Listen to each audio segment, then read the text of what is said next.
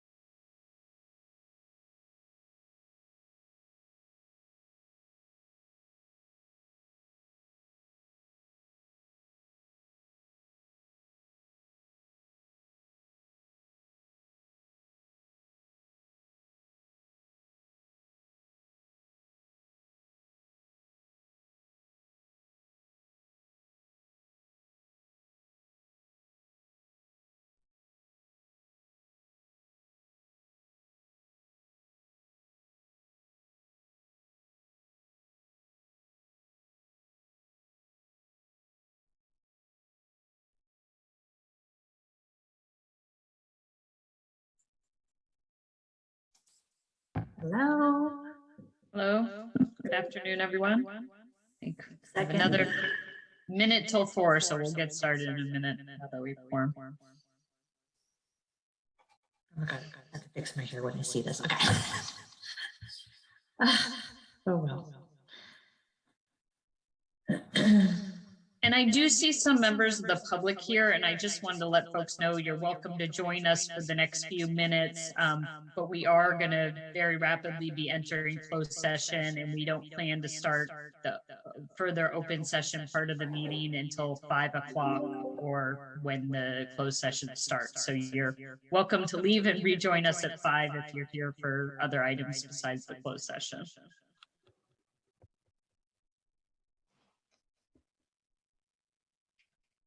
So District Secretary, once you're ready, I think we're ready to call the meeting to order. Okay, If you could call the roll. I'm ready for the, sure thing. And can somebody remove the slide saying that the board meeting will begin shortly? Yes. Great. Thank you. We're working on getting the slide dropped in just a moment. Would you like me to continue with roll call, President Holtzman? Yes, please do. Okay. Director Foley, Present. Vice President Lee, Here. Director McPartland, Director Rayburn, Here. Director Simon, Director Allen, Here. Director Ames, Here. Director Dusty, President Saltzman. Here. Thank you. We have a quorum. Thank you. Director Ames, will you lead us in the Pledge of Allegiance? We have our flag. Waiting for our flag to come up.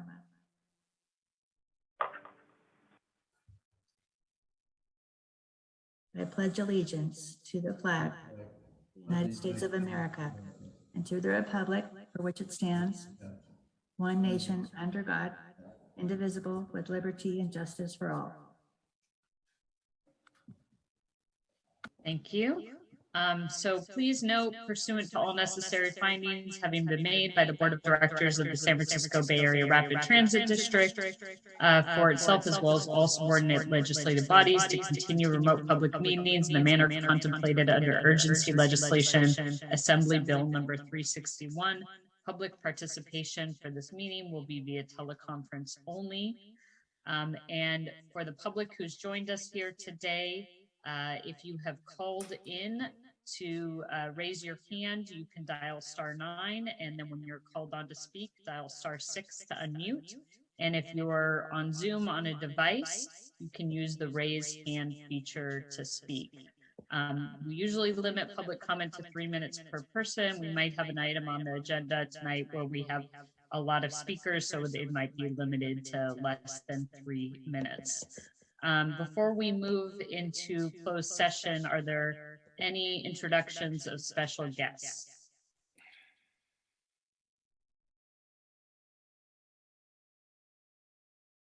Okay, seeing none,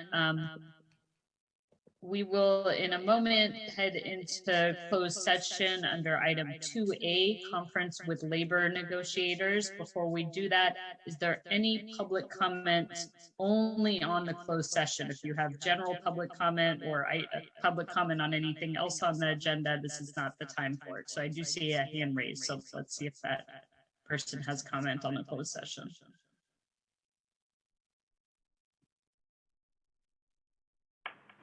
Caller whose phone number ends in 1471, please go ahead.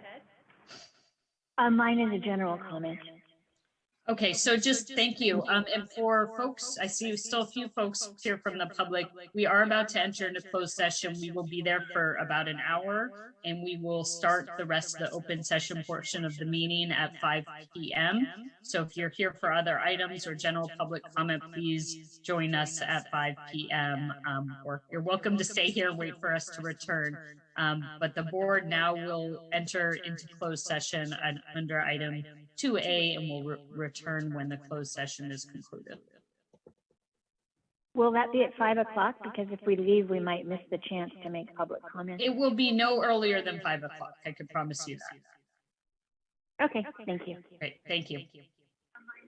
I'll see everyone in closed session.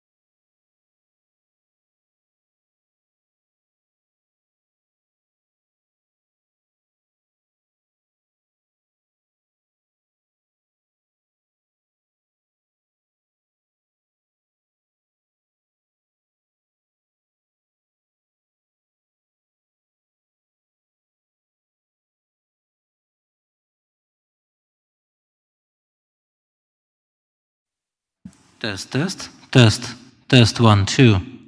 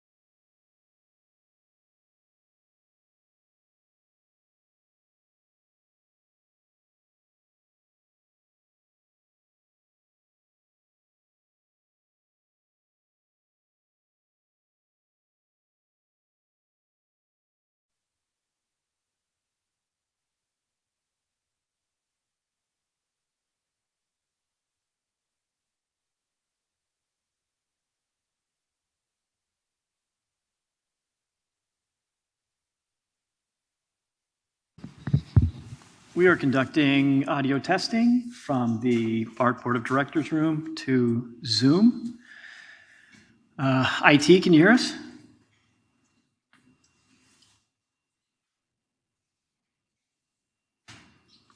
Hello, can you hear us?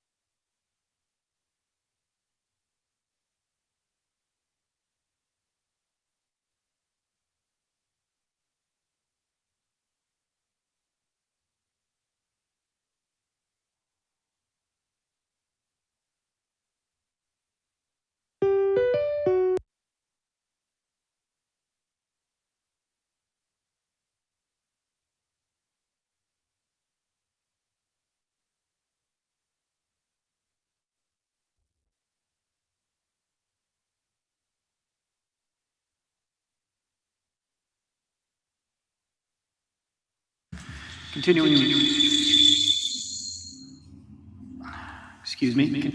audio testing from the Bart Board of Directors room to Zoom. Can you hear us, IT?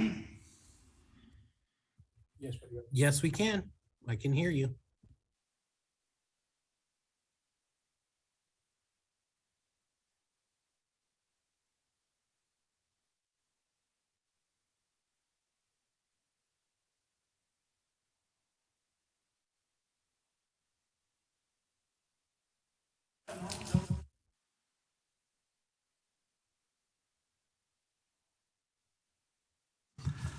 Test to the IT room. Do you hear our echo?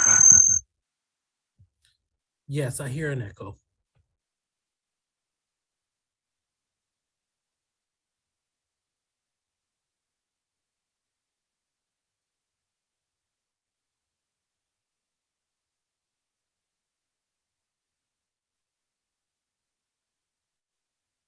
One more check. You still hear our echo?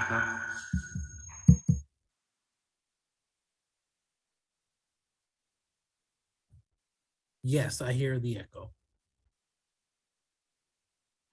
Okay, sound coming in is looking great. We're just adjusting some settings for us going out. All right.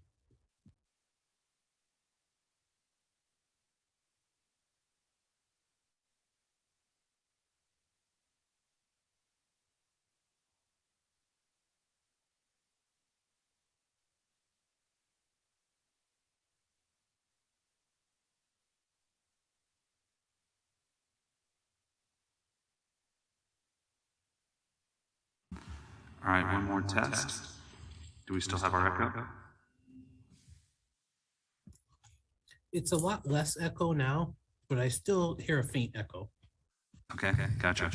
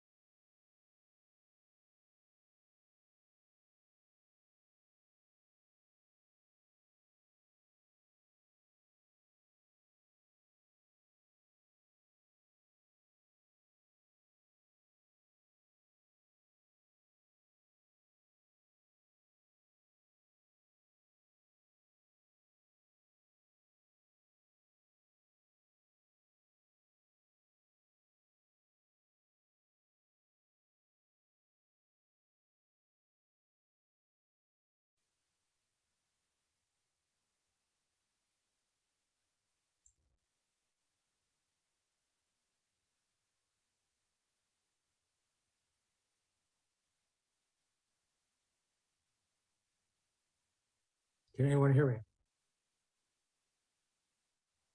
You're much better looking than me. So Yes, we can hear you, Director Hartland. Good afternoon. Good evening.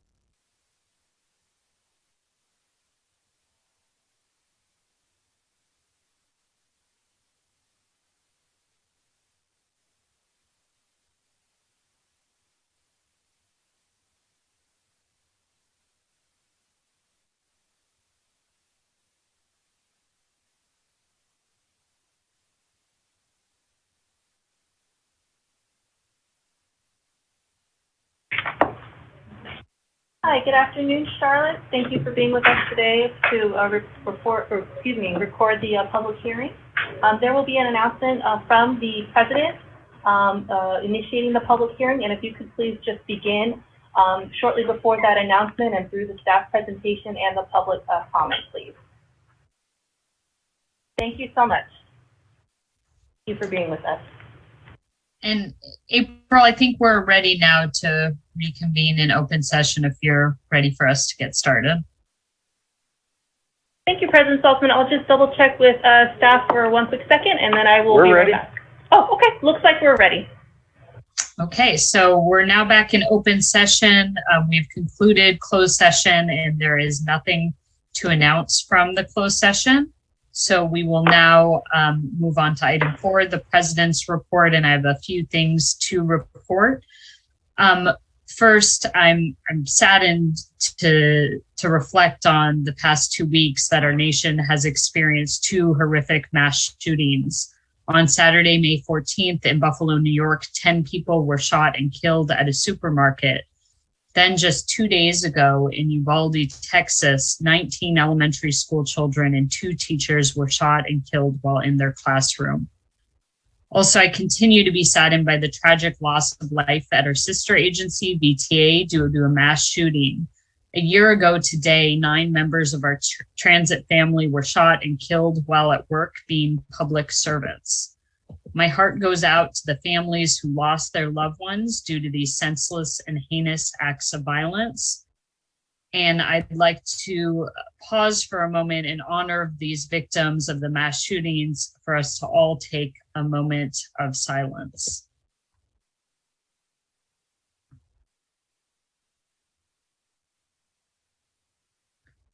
Thank you. Before I go on with the rest of my president's report, I know that Vice President Lee had a couple of comments she would like to make as well. Thank you, President Saltzman. I won't speak long. Thank you for giving space for all of us to grieve. We have watched the news and heard the pain of those in recent days in Uvalde, Buffalo, Orange County, Dallas, and beyond. We are 21 weeks into 2022, and according to NPR, there have been 213 mass shootings already this year. I'm from Buffalo, New York. I grew up there, and after college, I returned to live and work in the city of Buffalo for several years before moving to San Francisco. My house keys are on a Buffalo Bills keychain. My favorite beer is Labatt Blue. I still painfully watch Buffalo Sabres games. I feel like my values are really grounded in the Rust Belt.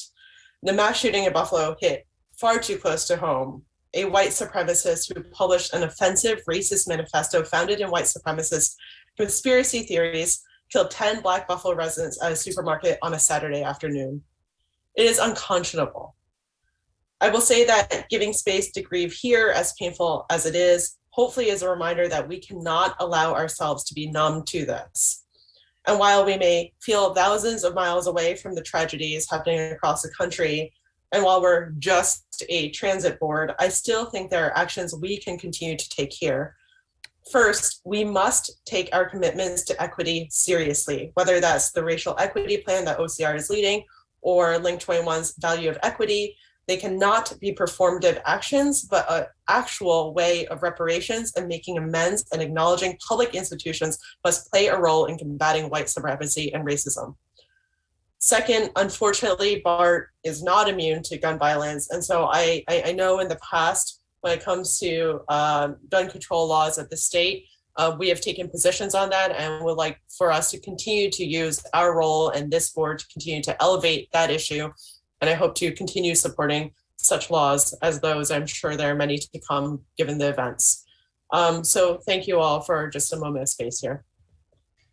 Thank you for those words. And at our next board meeting, we will be considering at least one bill that addresses gun violence to potentially take a position on it. So I have a couple other things to report on. One is that Bart staff have generated a new interactive map based on the maps that were adopted through the redistricting process. The new interactive map is scheduled to be posted on the district boundaries page of the Board of Directors section on bart.gov tomorrow, Friday, May 27th. This new interactive map allows users to enter an address and view locations within the legacy or existing districts and also within the new districts. And if you have any questions about the map, you can contact the district secretary's office. So thanks to everyone who worked on this. It's a really great feature we have, and it'll be good to have both maps available there. And then a couple things to remind folks about upcoming board meetings. Our June 23rd BART board meeting will be our first meeting of the year that's at a station. It will be at El Cerrito del Norte at 9 a.m. And hope members of the public can come join us in person there. Because of the nature of the meeting, there will be no virtual option for participation because we will be moving around the station. But we do hope you can join us there. We will be talking about a lot of important issues, including transit-oriented development, station modernization, access. So it should be a great meeting and opportunity to get out into the system.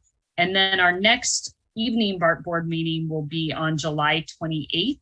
And it's also the date we're targeting to return to in-person meetings, which will include an ongoing virtual option to participate.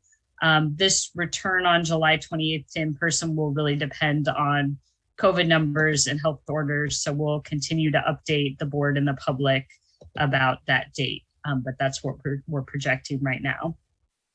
So are there any public comments on the president's report? I see at least one, so let's go to public comment.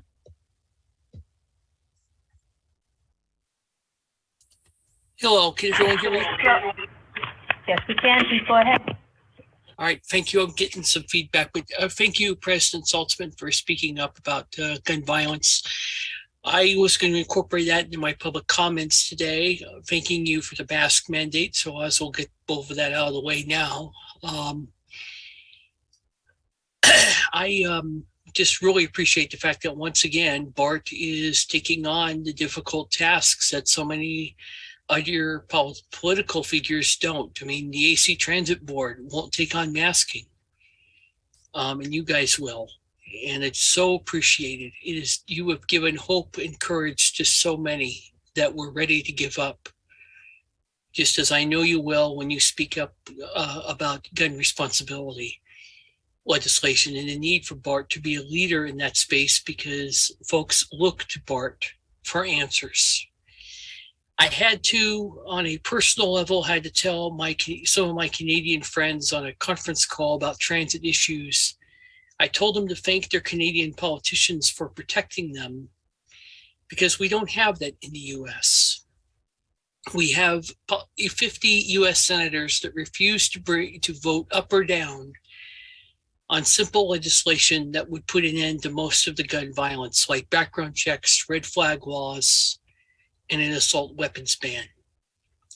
I call upon Bart to please demand those simple protections because, quite frankly, you've got you've got several airports in your system, you've got Amtrak station in your system, you've you're only as safe as as one state's weak gun laws, and you in California have led the way. So, as a gun violence survivor myself, I want to thank you. And one last single minute left. I appreciate the fact you didn't bring up Uvalde, but Buffalo, and I appreciate Director Lee's thoughts because I had to turn to my mom and say, "Do you know where the exits are? Do you know what to do?" As a fellow gun violence survivor, because that's how much is this at home. So I am so grateful for your leadership, Bart. And I just wanted to call in and say thanks. And thanks again for the mask mandate. You're saving a lot of lives. Thank you. Thank you. Any further public comment on the report of the president? I see 2 more hands.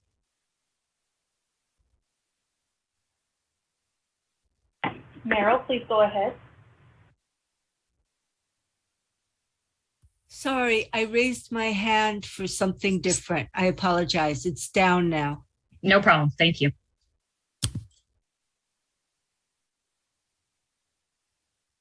And it looks like the other hand has gone down as well. So I think they were trying to speak on another item. Any director comments? If not, we will move on in the agenda to item 5, which is a public hearing on our 2-year annual budget. And I have something to read before we get started. Under the provisions of the rules of the Board of Directors of the San Francisco Bay Area Rapid Transit District, this is the time set to hold a public hearing on the fiscal years 2023 and 2024 budget. This hearing is the venue for the public to comment. Following this public hearing, the Board of Directors will review the fiscal year 2023 and 2024 budget under the administration portion of the agenda. In order to keep the formal transcript limited to public comments, I would ask the directors to hold their questions and comments until the public hearing is closed. So staff will now give a brief presentation on the fiscal years 2023 and 2024 budget. The meeting then will be opened for comments from the public.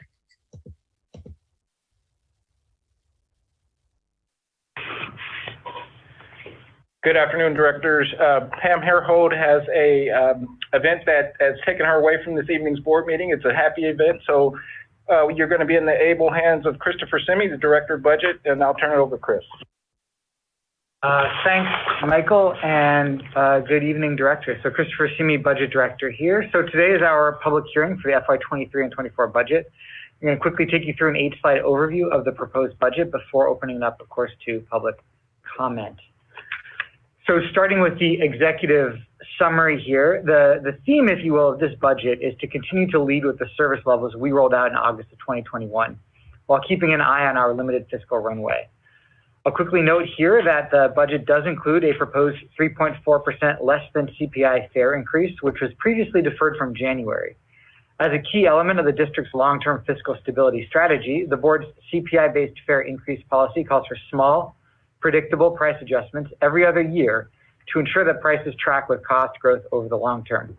While no price increase is ever easy or popular, the board's discipline on this policy since 2006 is what has allowed us to avoid the large and unpredictable price increases riders have struggled with in prior decades.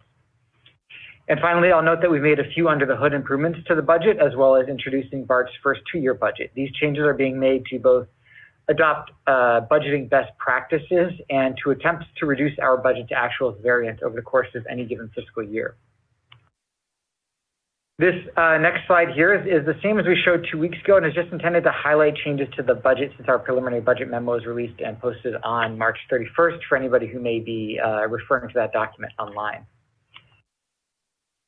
Now looking at ridership. So our projections haven't changed, but just to remind folks, the orange line here shows ridership actuals, while the dark blue dashed line shows our projections through the end of FY24, when we anticipate having just under 60% of pre-COVID ridership, which represents about 240,000 daily exits. For context, yesterday we had 141,000 exits. The gray shaded area represents the level of uncertainty we are dealing with in projecting future ridership. You can see the upper and lower bounds there. Moving on to the numbers part of the presentation here. So we're going to start with revenues. And here you can see Bart's traditional revenue sources, operating revenue, which is mostly fares, and then financial assistance, which is not tied to ridership and is primarily made up of sales and property taxes. You'll see that in FY23 proposed. We project to bring in about $222 million in fare revenue and $282 million in FY23 as ridership continues to recover. In the current year, you can see FY22 forecast, we project about $134 million of fare revenue. And I will note that in FY23, about $7 million of that fare revenue will be generated by the scheduled less than CPI fare increase. Of course, before COVID, as you know, fare revenues were our largest single regular revenue source. With depressed ridership and strong consumer consumption, sales tax is now our largest regular revenue source. I'm going to move on to spending now. And what you're seeing is a rolled up summary of our proposed expenses in FY23 and FY24. The biggest change we made to the budget this year was to adjust the vacancy rate. The vacancy rate is, of course, the percentage of all positions that are vacant at any given time, what we assume that to be. And we changed that from about 3% in the current year all the way up to 10% in FY23, and then pulled it back down a bit to 7.5% in FY24. This reflects difficulties in hiring in an exceedingly challenging labor market. And you can actually see this if you look at those first two columns of FY22 and FY22 forecast. That's the current year. And it's also summarized in the bullet, which is probably a little bit easier to look at. But basically, we project to be about $70 million under budget in the current year. And most of that is due to underspending on labor because of vacancies. So, while the district is undertaking initiatives certainly to drive down that vacancy rate and hire up as much as we can, even in this challenging environment, we did also feel from a budgeting perspective that it is important to acknowledge that as part of the budget. This next slide here shows this is our net result, which is sort of our regular or traditional revenues minus expenses. And the difference is negative, of course. And you can see that really tells you how much federal emergency assistance we will use to fill the gap. So in FY23 right now, that number is $313.6 million. While in FY24, we project to use about $273.4 million of federal emergency assistance. And as you know, federal emergency assistance is a one-time source of money, and we're drawing down from it. So by the end of FY24, at the end of this budget period, we anticipate having about $305 million left. And you can see a graphical interpretation of that here in this slide. So to orient you, the vertical axis represents our allocation of emergency one-time funding, and the horizontal axis shows time. Where the blue line crosses the horizontal axis is where the federal money will be fully used, currently projected in mid-FY26.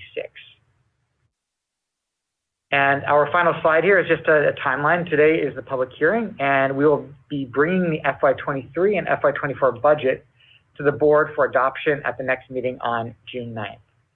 So thank you for your time, and we now look forward to hearing public comments. Thank you. So we'll now go to public comment.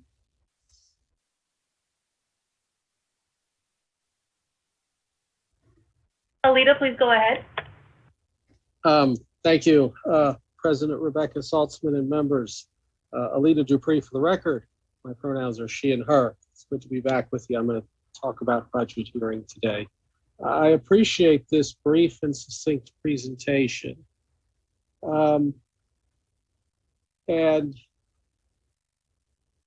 the fare increase was mentioned, so therefore I can talk about it.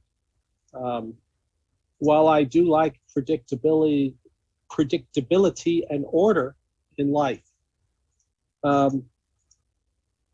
life right now is not predictable. And as much as I had supported fare increases on a predictable calendar in the past.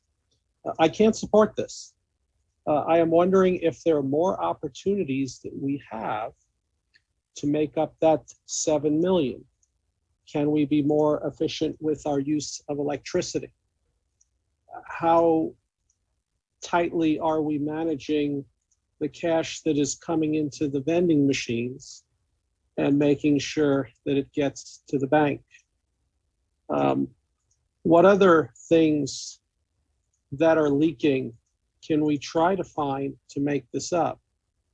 But even if not, and I'd like to think that we run a pretty good, tight organization, when we have about $300 million left in our fiscal runway, 7 million isn't really all that much. And no mention was made about reduced fare customers. Is the 62.5% discount going to be preserved, or is that going to be changed as well, where it may be a 50% discount? These things need to be disclosed. I stand in solidarity with the many who are already having trouble paying for Bart. And I'm not saying we should be like other agencies, but there are other peer agencies that have chosen still to defer fare increases. So how can we continue to look for the opportunities to save money in our system so that people who are already being challenged in this inflationary environment don't have to be strained when it comes to paying for Bart? We need more people riding on this system rather than less, but we can't afford to chase people away, because for some, the difference is a big deal. I ask that Bart not be for those who are well off, but it is the people's system and it should be affordable. Thank you. Thank you. Next speaker. Joe, please go ahead. Oh, thank you. I went over the Bart presentation and I noticed things that are missing at the moment. There is nothing mentioning revenue from the Bart store. This presentation is just inadequate when I read it, because there should be a line saying how much income do you expect from the Bart store. When you guys sell all these great shirts, masks, and stuff, you should also sell the Lisa Trust limited edition autographed poster. You should also sell, model, not just the Plus phone train, but the whole electric train set. You could also sell coupons to where Executive Director Powers gets his haircut. And you also could sell all kinds of stuff, really cool stuff that people would want to get on Bart to go see. And you also could sell limited edition Clipper cards and make some ancillary revenue from there. So I think this presentation is a little incomplete and lacking detail. And I also really hope people go shopping at realgoods.com to help fill the revenue gap. And with a minute 30 left, I think I should give back the balance of my time. Thank you for taking my commentary. And thanks again, President Saltzman, for your leadership. Thank you. Are there any further public comments on this? And I'll give people a few seconds since I don't see more hands raised. This is your opportunity to comment on this before we close the public hearing. I see one more.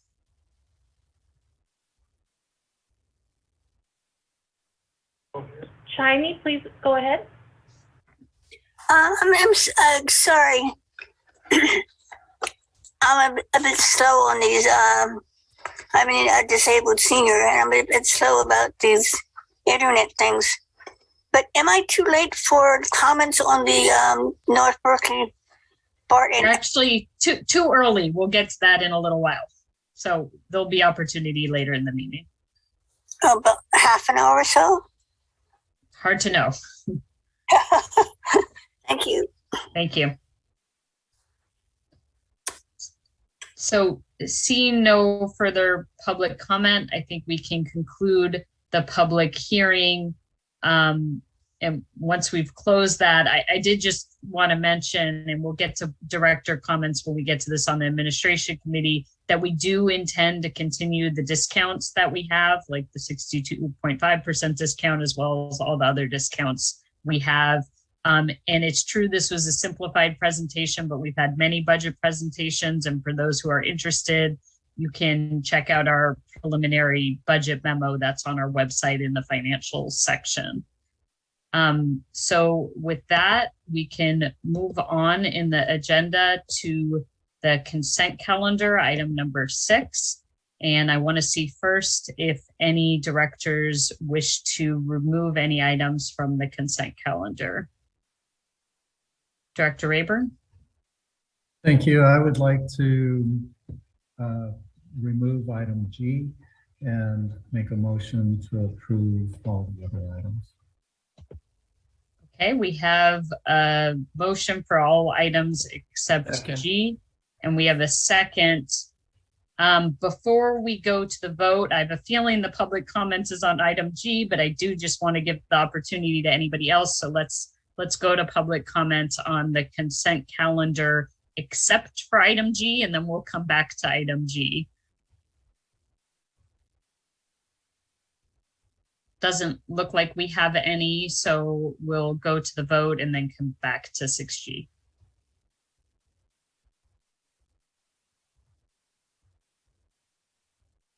Director Foley, Aye.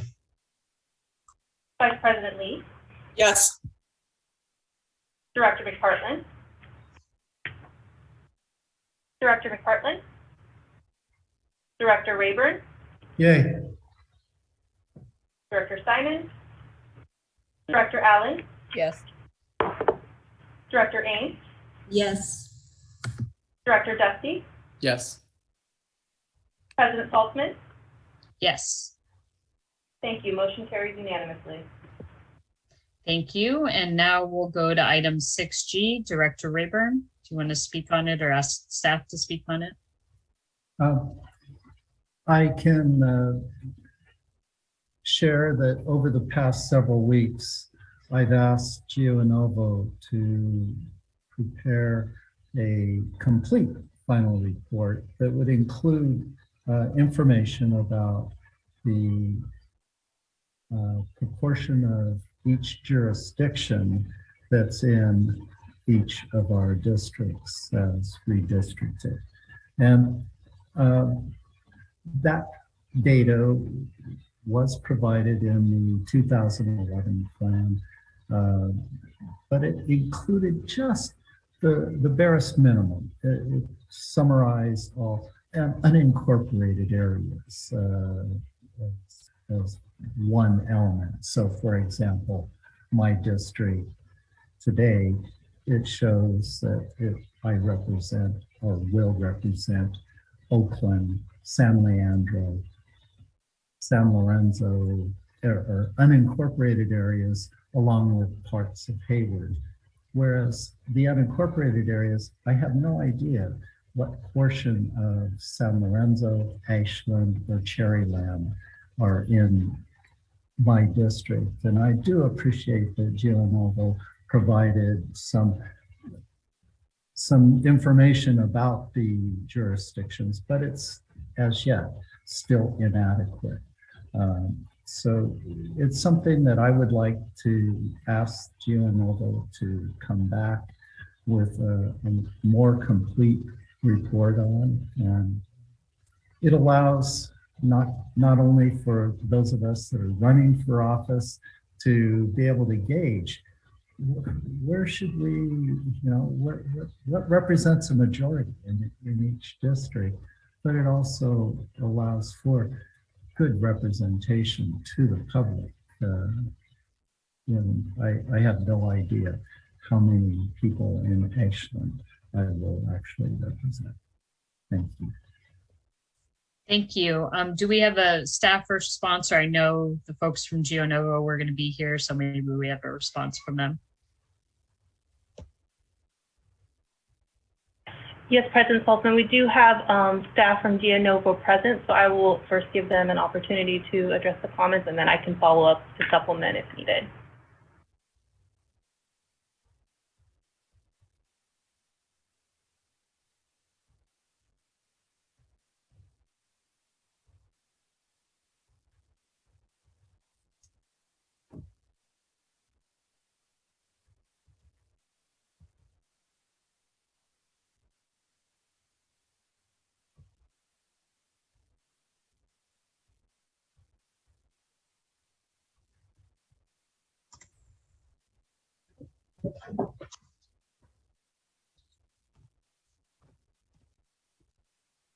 Good afternoon, Board of Directors. Can everyone hear me?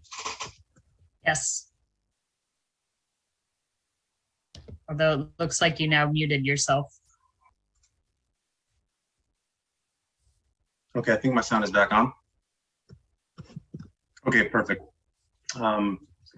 First off, to address Director Rayburn's comment directly, with all due respect, Director Rayburn, that request only came into our team within the last 72 hours, not several weeks ago, as you implied in your statement. Second, the information that we've added to the final report does include a population breakdown by percentage of a city within each district, the population of that city within each district, and the total population of all cities and incorporated and unincorporated areas for San Francisco, Contra Costa, and Alameda counties per the 2020 US Census data. And in terms of the information contained in those updates, this follows exactly the format as the 2011 report summarized, which is what was requested of the DiaNovo team. So we have provided that information. We're glad to provide, we were glad to provide that information, but I'd just like to provide that clarification in regards to the information contained in the final report, and also maintaining the continuity in regards to the 2011 redistricting report. Thank you. Thank you. And April, did you have anything to add? Yes, President Saltzman, I just wanted to briefly mention that in terms of the project, the consultant has done, as they mentioned, additional work on the report. And also I wanted to note that, we are, my understanding is that we are at the limit of the agreement in terms of cost. So if there was a request for additional work, that would be something that I would offer the board for consideration. That we are, I believe, at our limit with the labor that has already been extended. Thank you. Well, let's go to public comment and then we'll come back to board discussion. Or Director Rayburn, do you have something you want to add before public comment? You're muted. I want to hear public comment. Okay, so let's go to public comment and then we'll come back to the board.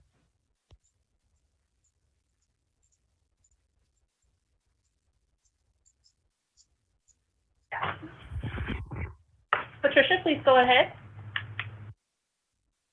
Okay, hello. My name is Patricia Pyrus. I'm here as, well, you just obliterated my screen, thank you. I'm here as a concerned member of the public, but I also served for 14 years on the AC Transit Board of Directors, during which I went through 2 redistricting cycles. So I also have a bit of experience with the issue. Thank you for providing the population by city data that Director Rayburn requested, but which unfortunately seems to have been taken too literally. I want to agree with his characterization of more available detailed information from the 2011 redistricting process, because I use that for more than 10 years for various activities. The data is needed for multiple purposes, including research, environmental review, political endorsements, and other reasons. Thus, the detail is needed for unincorporated areas as well as the legal cities. To simply lump together all of the unincorporated communities within a board member's district is inaccurate and misleading, and fosters the imagery that these residents are second-class members of the population. We don't have a mayor, so we don't count. If the communities have been aggregated for the report, they can be disaggregated. As an example, I live in San Lorenzo, a community that has more than 25,000 residents. We are consigned in the consultant's report to a single mention as a so-called point of interest in the same sentence as a golf course. We don't even qualify as a neighborhood. To fail to provide this basic information besmirches Bart's image as an open, transparent, responsible public agency. AC Transit has been able to provide updated population breakouts of named unincorporated areas for both this cycle and the 2010-11 cycle. And this year they did the work in-house. Why can't Bart match that information effort? On a related matter, it was suggested and recommended that Bart consult with your accessibility task force as part of the redistricting process to make sure that they had information. But according to your staff, this does not seem to have occurred. Hopefully the full information could be made available in an appropriate and accessible format. I look forward to having usable information about the unincorporated areas. Thank you. Thank you. Next speaker.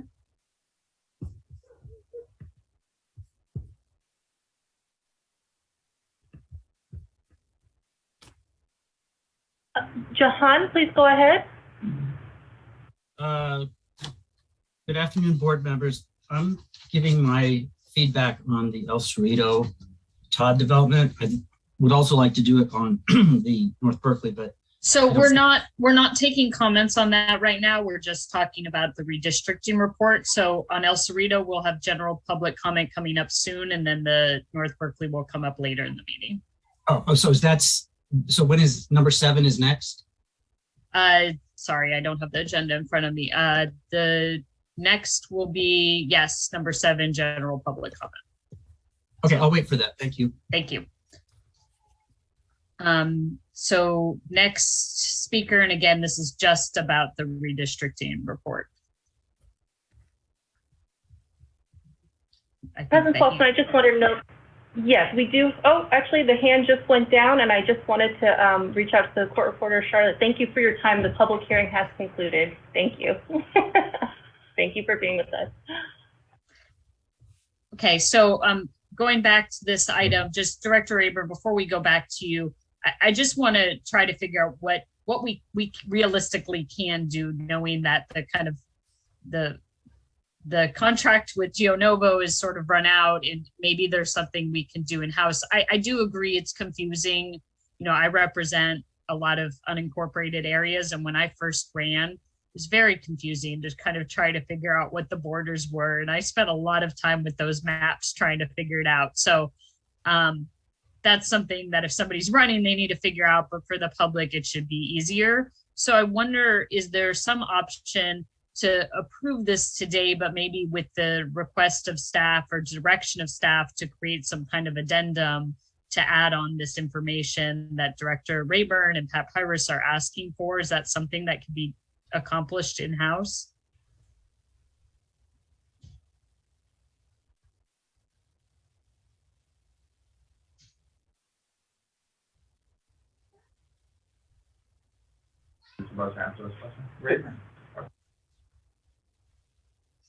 President Saltzman, I'm sorry, could I clarify, was that question for us? Yes. Yes. Oh, okay. Sorry about that.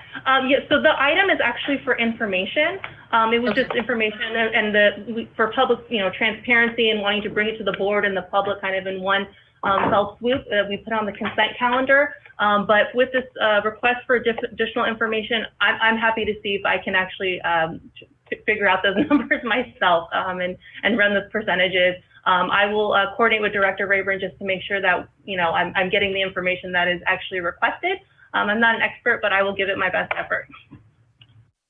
Great. And maybe, if our general manager can also see who's on staff, who we have at our disposal on our teams, even if it's not within the district secretary's office, if if there happens to be somebody at BART who can help, this doesn't seem like a huge project. So hopefully we can get the right people to work on this and get the data. And then I would also request of the district secretary's office to note in, all the notes we've created coming out of this process about what went well, what didn't, just to note that this is something we will need, going forward. So it's not a surprise next time. Absolutely. I will put that down for the future redistricting project. And Director Rayburn, I see you want to get back in there, so go ahead. Yeah, thank you very much. And I don't want to take up any more time. I just want to see that the data are provided, and the most likely source for these data would be GeoNovo. It's a matter of using their computer database and GIS system. And regarding my 72-hour request, that was the most recent request. I followed up with Pat Pyrus back in April on the 26th and communicated to the district secretary exactly what table I was looking at in the 2011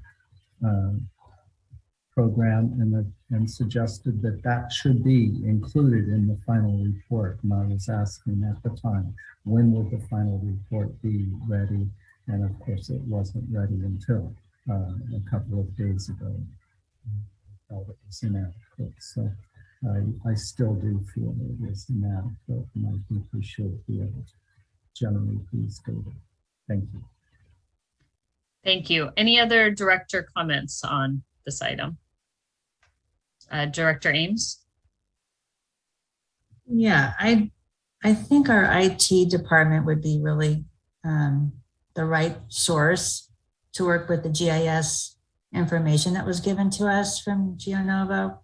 So I'm hopeful that our GIS team, BART in-house, can do what AC Transit did. So that's just a heads up to the staff. Hopefully it's not our district secretary. Thank you.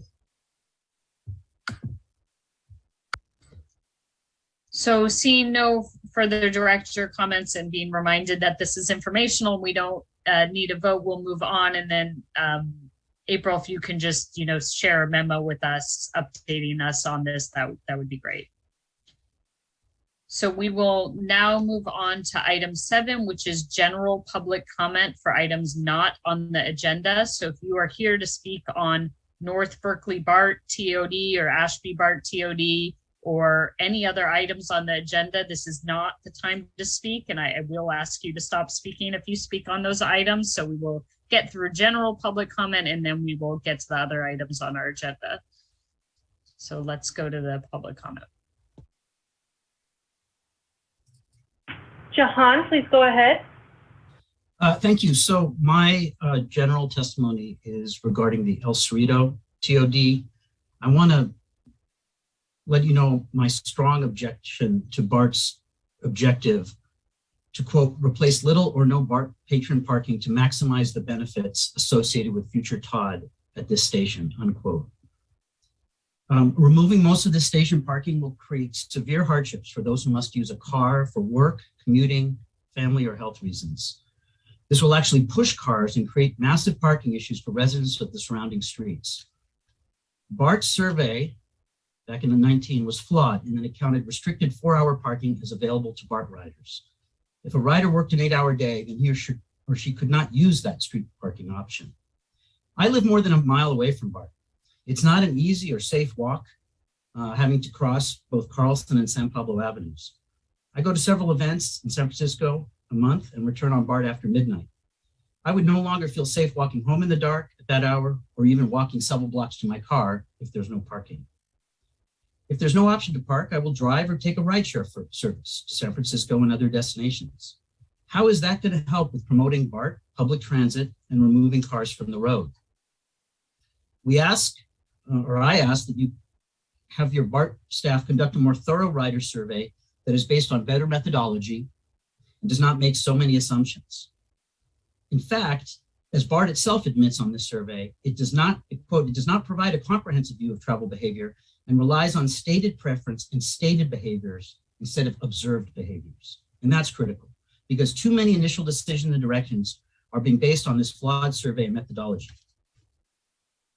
with Bart wanting to remove parking at North Berkeley, the only station with any parking capacity will be Del Norte. Imagine how crowded that neighborhood will become and how frustrated citizens will be to drive all that distance to get there, only to find no parking in the structure.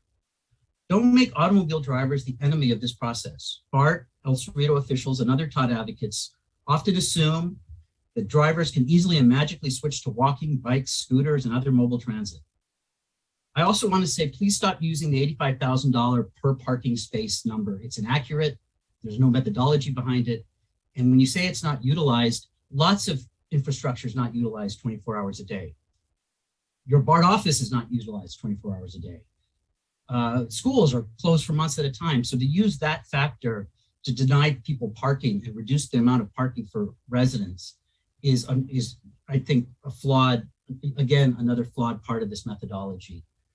Please let the citizens have more say in the number of parking for both riders and Todd residents. Thank you. Thank you. Next speaker. Hi, everyone. It's Joe again, and I want to assure you that I love transit-oriented development, but when I heard the instructions for public comment, it was do not comment about transit-oriented development because it's on the agenda for later.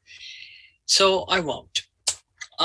Just a couple of quick thoughts. First, I want to again thank you for all your hard work on the mask mandate. It's such a shame that other boards like the AC Transit Board are waving the white flag of surrender like 50 United States senators.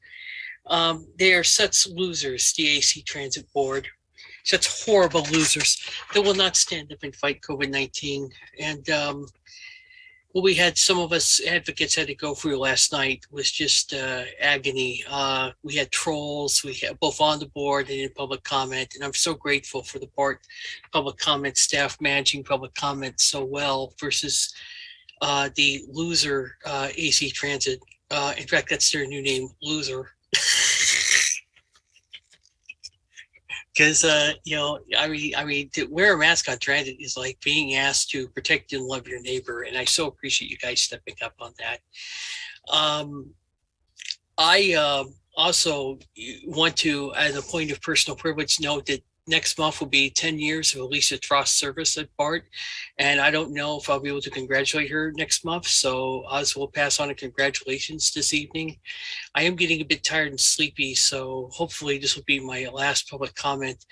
But I just want to thank everyone again for stepping up to the plate and leading on issues of the day like gun violence and masks.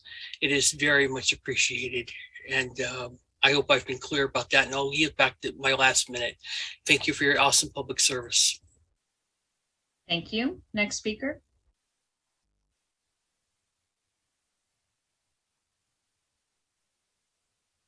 Caller whose number ends in 1471, Hello. please go ahead. I just received your instructions. My name is Elizabeth Basher. I live in El Cerrito, not far from the El Cerrito Plaza BART station. And I also am concerned about parking and traffic impacts of BART's proposed development there.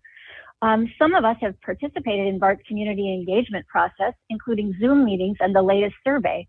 We came away thinking that our input was not making any difference. So we drafted a petition in the hope that our point of view will influence the BART Board of Directors and the El Cerrito City Council. Last week on May 17th, we presented our petition to the El Cerrito City Council, and we emailed it to you. At that time, we had about 150 signatures. As of today, our petition had been signed by about 230 people, including 110 El Cerrito residents and other signers in Albany, Berkeley, Richmond, Kensington, Pinole, El Sobrante, San Pablo, and Hercules. These are all communities where people pay taxes for BART. As you know, BART plans to build 800 apartments at the El Cerrito Plaza BART station, along with a parking garage for residents. Although the parking plan is not final, BART has stated that the maximum number of parking spaces will be 1.5 parking space per apartment. In other words, 400 spaces at the most. BART's plan also calls for eliminating all 740 existing commuter parking spaces. The BART board has voted to replace between 0 and 250 of these without identifying a viable alternative for commuters. That's why we believe that the BART board, with urging from the El Cerrito City Council, should limit car ownership for tenants in the proposed project and retain a more significant number of commuter spaces. To make this work, BART could use leasing policy, incentives, disincentives, and access to car sharing on site. BART should seek funding to build infrastructure into the parking garage so that shared cars can be electric. Currently, BART proposes no limits on car ownership for tenants, offers no car sharing, and has no viable plan to address the loss of commuter parking and potentially dramatic increases in traffic volume on our small streets. Instead, after removing all the on-site parking, BART is relying on the city of El Cerrito to solve their parking problem by creating a parking management district to try to figure out how to park hundreds of additional cars on El Cerrito city streets. Do not spend money on detailed plans to accommodate more cars on city streets at this stage of the process. Instead, schedule community discussions now that specifically address strategies to reduce the number of cars and provide a significant amount of on-site parking. El Cerrito has long been a leader on environmental issues. Planning for new housing at the El Cerrito Plaza BART station offers an opportunity for our city to become a model for this type of project without damaging the character of our city and adversely affecting current commuters. Thank you for listening. Thank you. Next speaker. Lita, please go ahead. Thank you again, President Saltzman and members. Alita Dupree for the record, she and her. It's good to be back.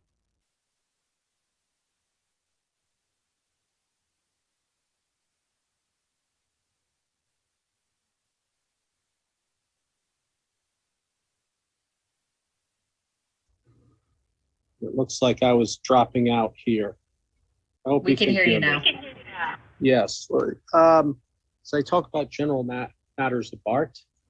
I hope to be back on the system again soon. I'm sure within a couple of weeks, and do my usual routine. I do want to see clarity with the Oakland Airport connector because I don't know how much service the budget is going to allow on the Oakland Airport connector. I hope we can preserve frequent service. I'd hate to come to the Oakland Airport connector and find that it only runs every half hour. So we need to clarify that. I ask that you not forget about that. It's still a part of BART, and I would hope that your jurisdiction would extend to that. So enough about that. And I want to see us to be a BART that does deep work in our understandings of how we do things on BART. I write to you a lot about electricity and about the importance of understanding electricity because it is a very high expense, and especially in inflationary times. And how can we get more renewable energy? Because it is shown that renewable energy is cheaper than non-renewable energy. So we want to buy as much of that as we can and to manage our demand so that we can buy renewable energy at the times when it costs the least. So we can use those savings to run more trains. And I think about the importance of learning from other systems. And I hope to travel different places. I would like to see places like the London Waterloo and Paris Gare du Nord. But I also know that there are great railway stations in the United States. Probably the most well-known of those is Grand Central Terminal, which is located in New York City. And it's the world's largest. And I know some of you have said that you have seen it. And what can we learn from these places? What can we learn from other cities? And what can we show to other cities? How can we keep working on our Clipper and help people to be engaged? And how can we be a system that really truly practices equity and welcome? I ask that you not view me as damaged goods, but view me as different, that this system should be inclusive. All that we should have to do is pay fair and follow the rules of conduct. And it's because BART is the people's system. Thank you. Thank you. Next speaker. Caller whose number ends in 6262, please go ahead.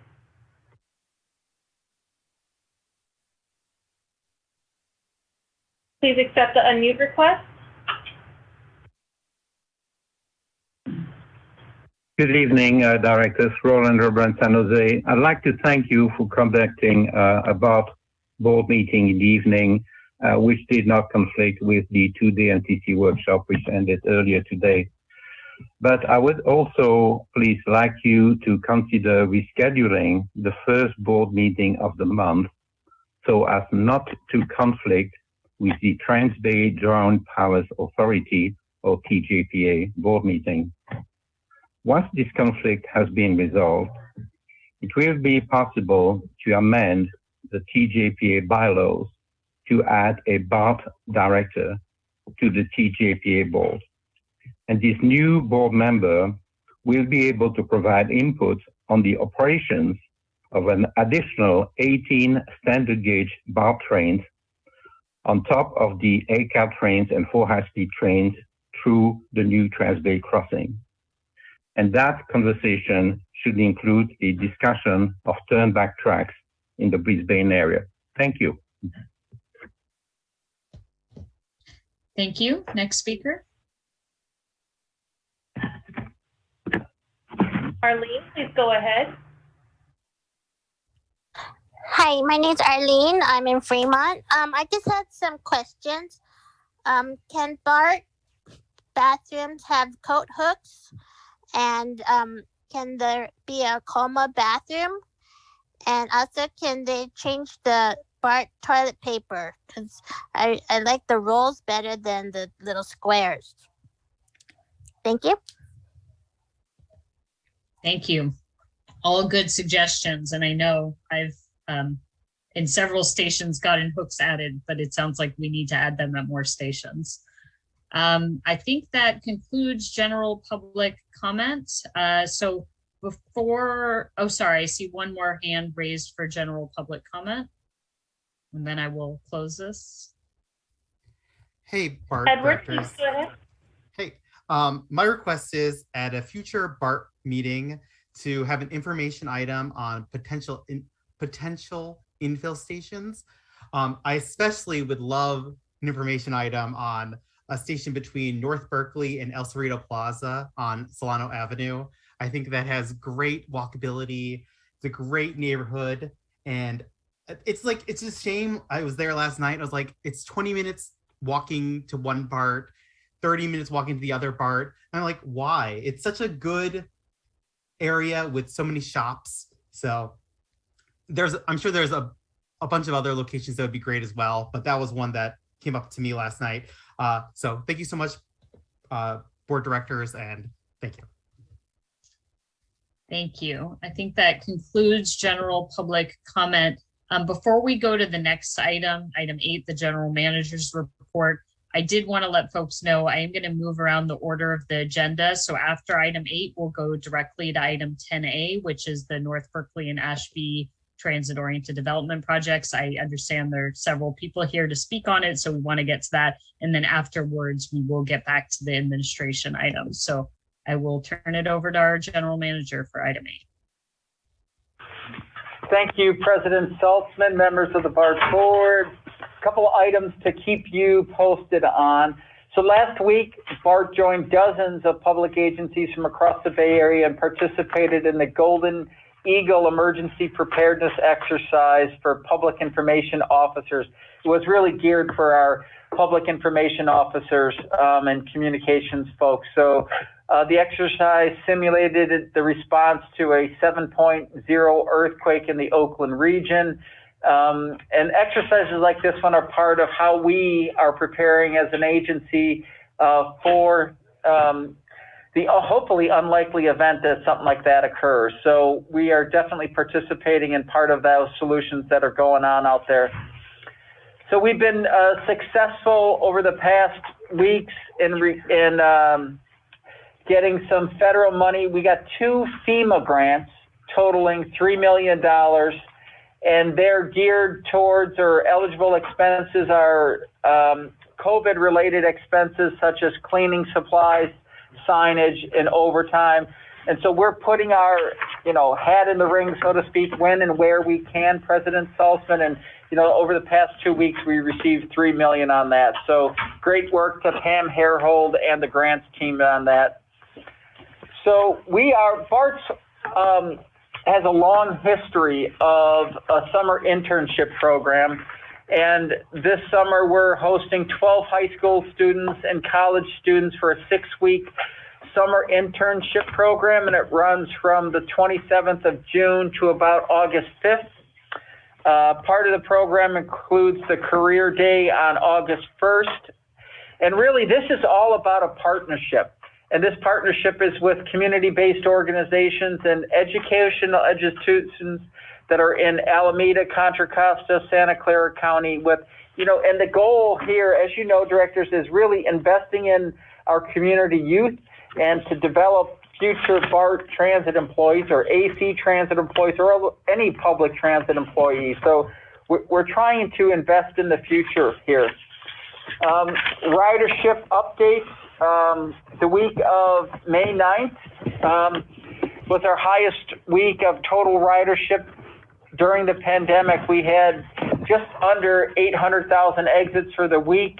That was a bit boosted by some home Oakland A's games and the Sunday Beta Breakers. And again, both Saturday and Sunday were pandemic peaks at 91,000 and 64,000 respectfully. So, we're hanging in there on ridership. We're still on the upslope there. So anyway, we're tracking on that, and I know Pam and her team are keeping you posted on our ridership.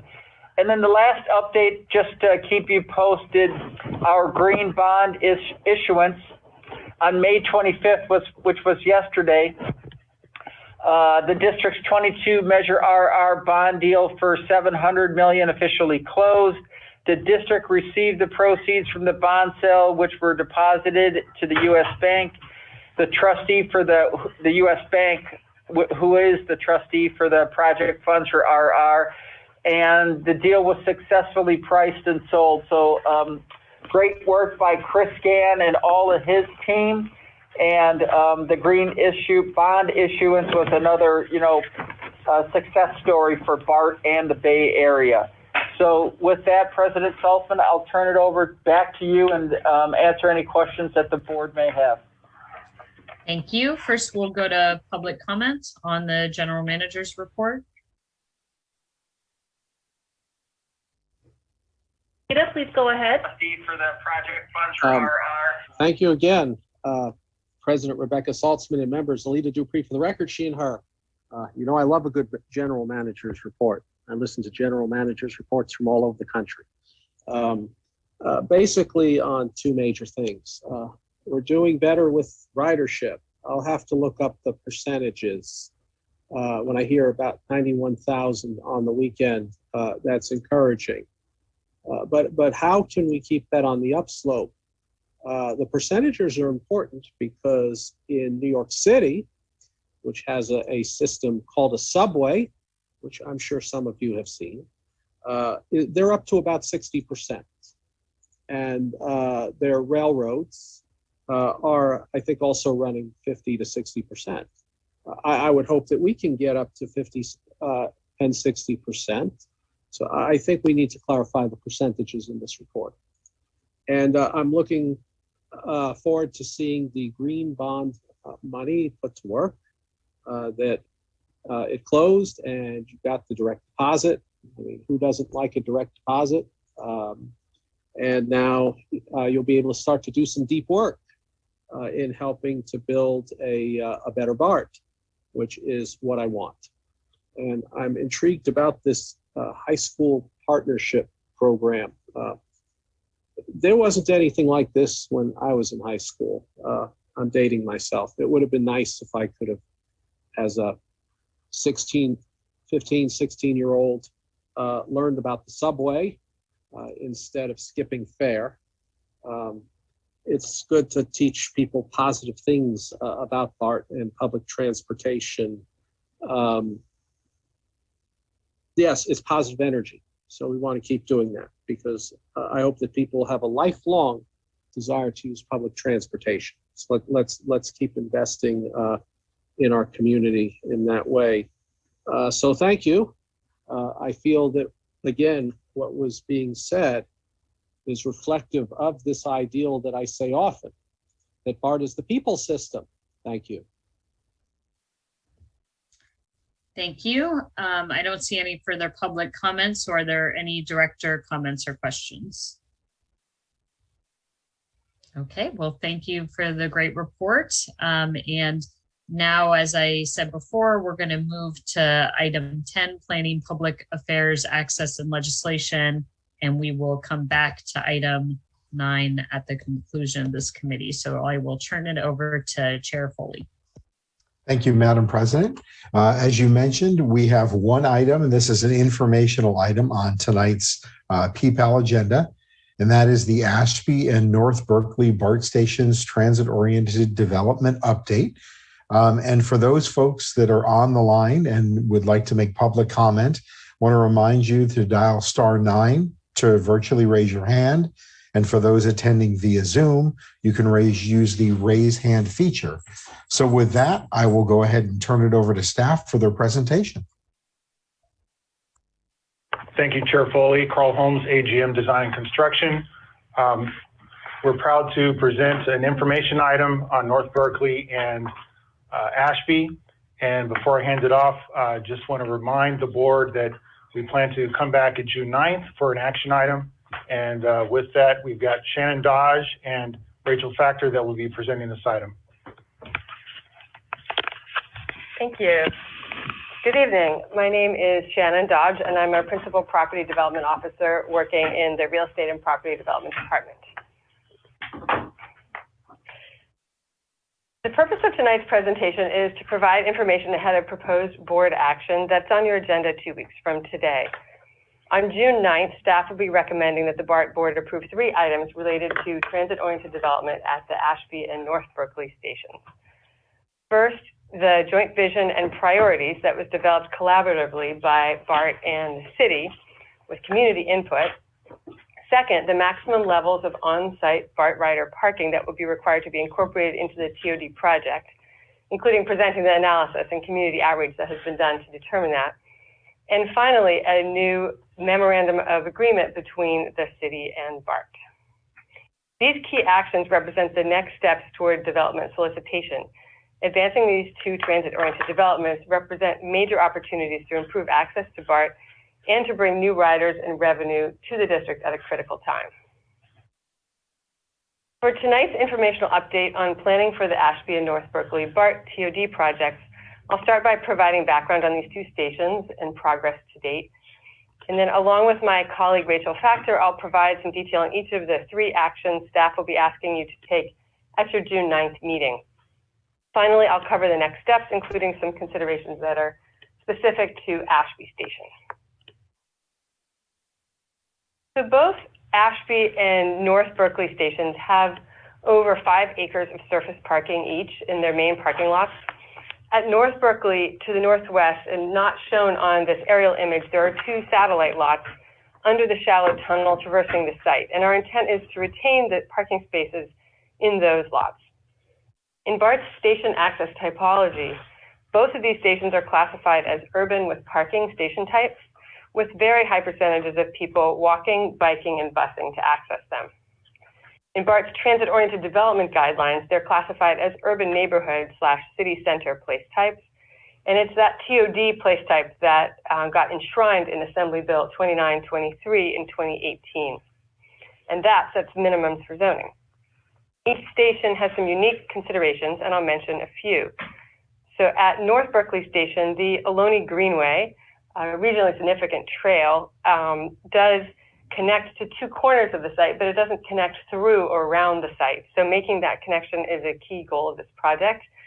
And then our traction power substation, which is the white building at the top corner of the North Berkeley image, is slated for a minor expansion, so that'll be accounted for as well. And then at Ashby Station, the Berkeley Flea Market has been operating on the west parking lot, the foreground, for decades, and we're working with them to identify a new permanent location for it in collaboration with the city. The city also they retain an option to purchase the air rights over that same west lot, and that needs to be addressed as well. The Adeline right-of-way is very wide. It's not friendly to pedestrians or bicyclists, and so reconfiguring that is in discussion with the city.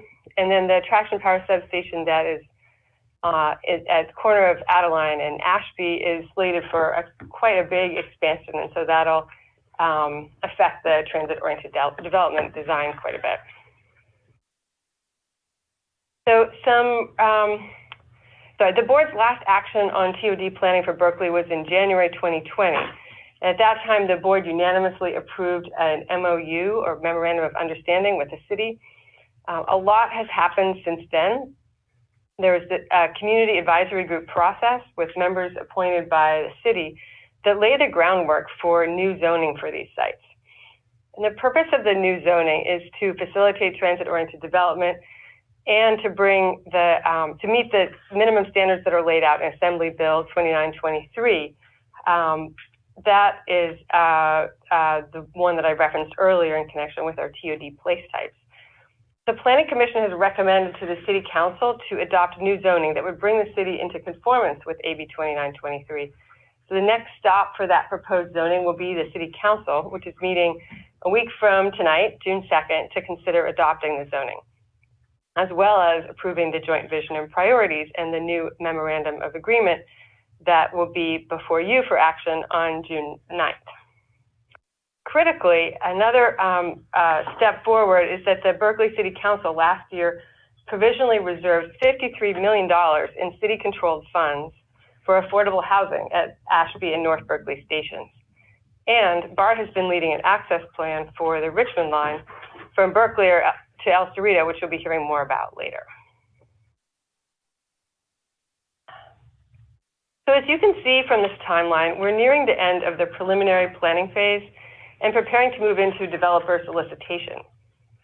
For Ashby Station, we still have some work to do, which I'll get to towards the end of the presentation. So we're anticipating starting with a request for qualifications for North Berkeley this July. And we'd select a developer for North Berkeley around the end of this calendar year, and then release the developer solicitation for Ashby early in 2023. For both of these stations, we're collaborating closely with the city in creating objective design standards. Because of AB 2923, these projects are expected to be eligible for streamlined approval. So instead of being subject to the typical hearings at boards, commissions, or city council, they would be reviewed at the staff level. And so the city's adoption of these objective design standards with input from the community would provide for clear standards for this review. The 2020 Memorandum of Understanding between Bart and the city called for us and the city, with input from the city's community advisory group, to establish a joint vision and priorities document. So in addition to that input from the members of the community advisory group, the broader public provided input as well via 3 community workshops, the first of which was in August 2020, the last of which was in June 2021. And the City BART Joint Vision and Priorities provides a concise statement of the city and BART's shared high-level expectations for future development of both the Ashby and North Berkeley BART properties. It is an aspirational document. It's not a strictly enforceable one. But per the original MOU, this JVP, as we call it for short, will help guide the process from developer selection through project construction. The JVP will be incorporated into upcoming requests for qualifications for development of both the Ashby and North Berkeley station developments. And it covers those the 5 topics that you see listed here on this slide: affordable housing, public and civic space, land use, building form, and station access and parking. One of the actions we'll be asking the board to take at your June 9th meeting is to approve this JVP. That will follow the city's consideration of the JVP a week from tonight on June 2nd. And I'm going to speak more about next steps, but first I'd like to go into more detail on some of the 5 topics that are in the JVP.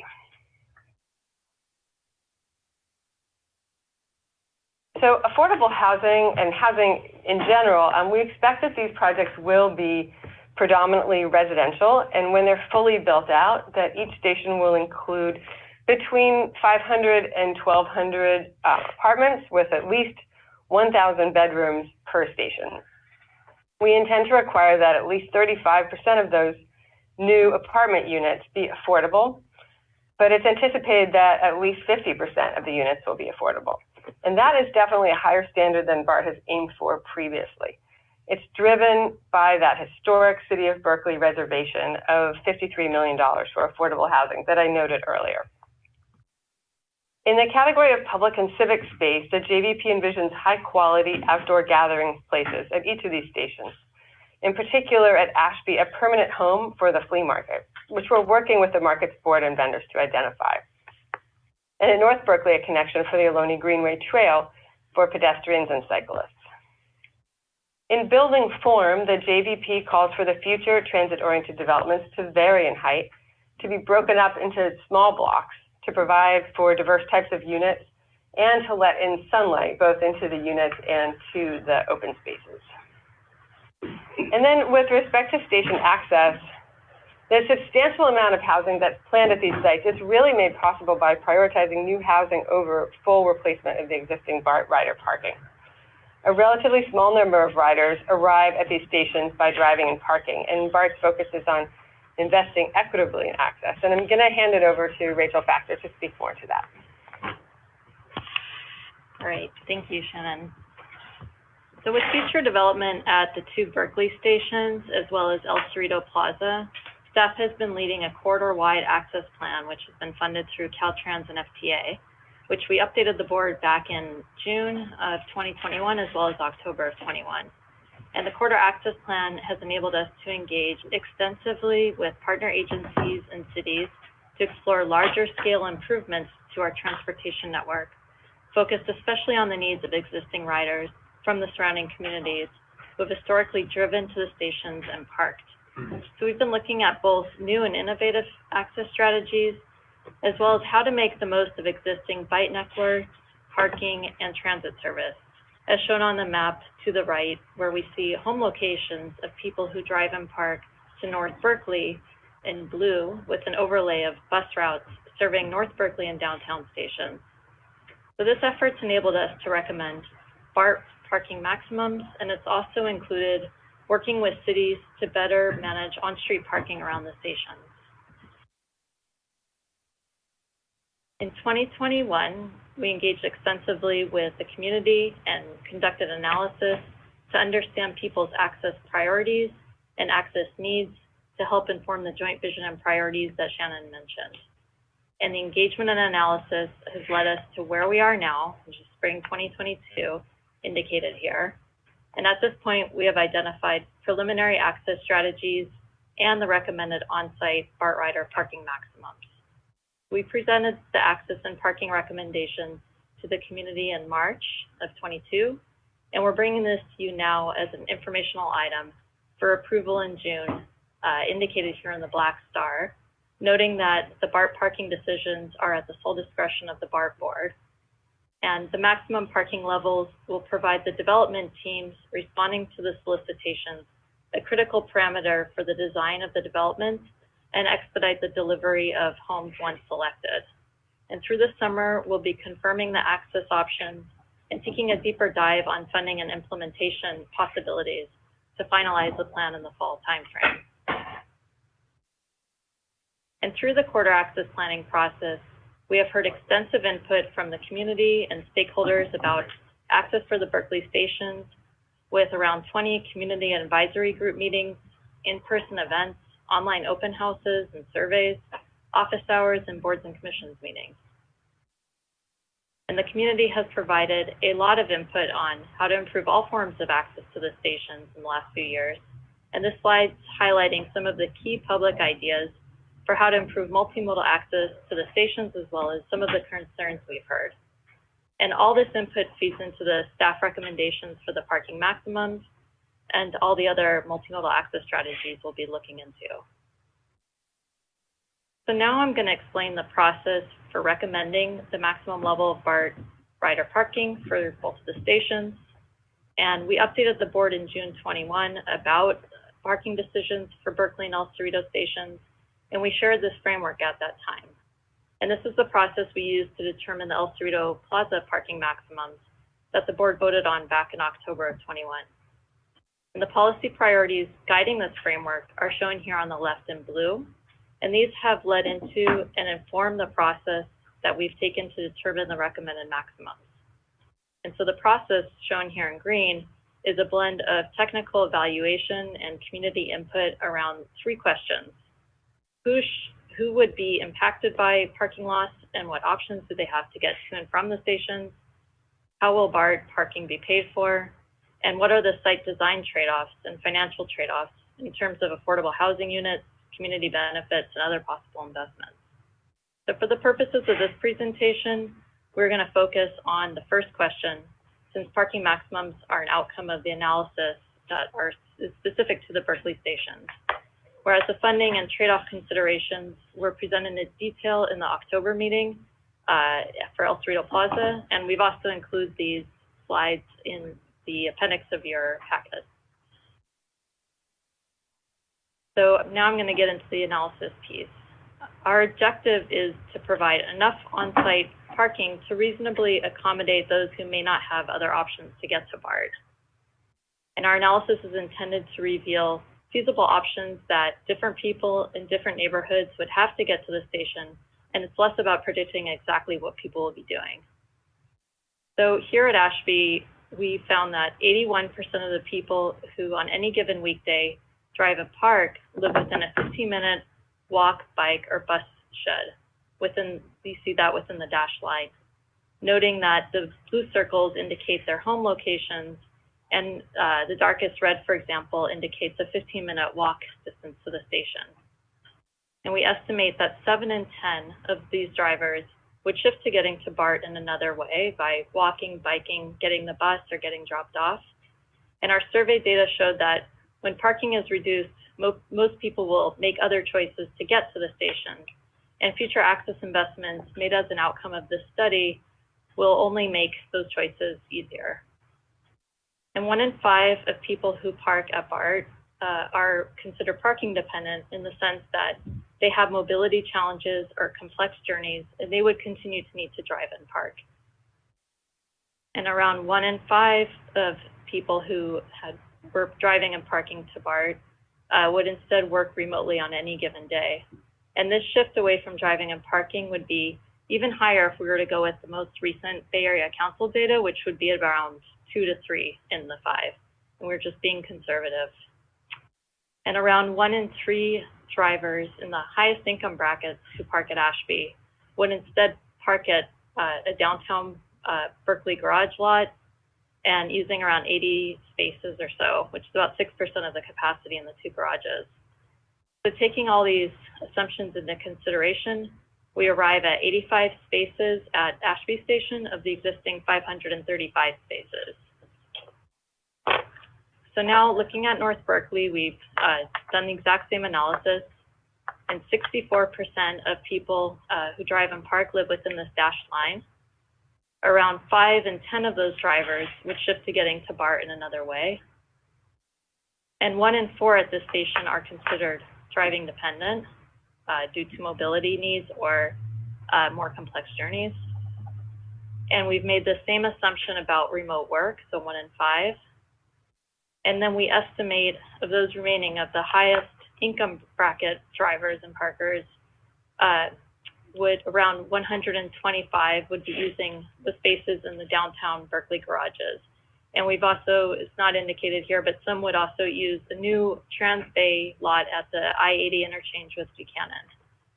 So taking all this into consideration, we arrive at 200 spaces for North Berkeley, which also includes the 80 spaces in the auxiliary lots that Shannon showed on an earlier slide, which is to the north of the station between Acton and Virginia Gardens.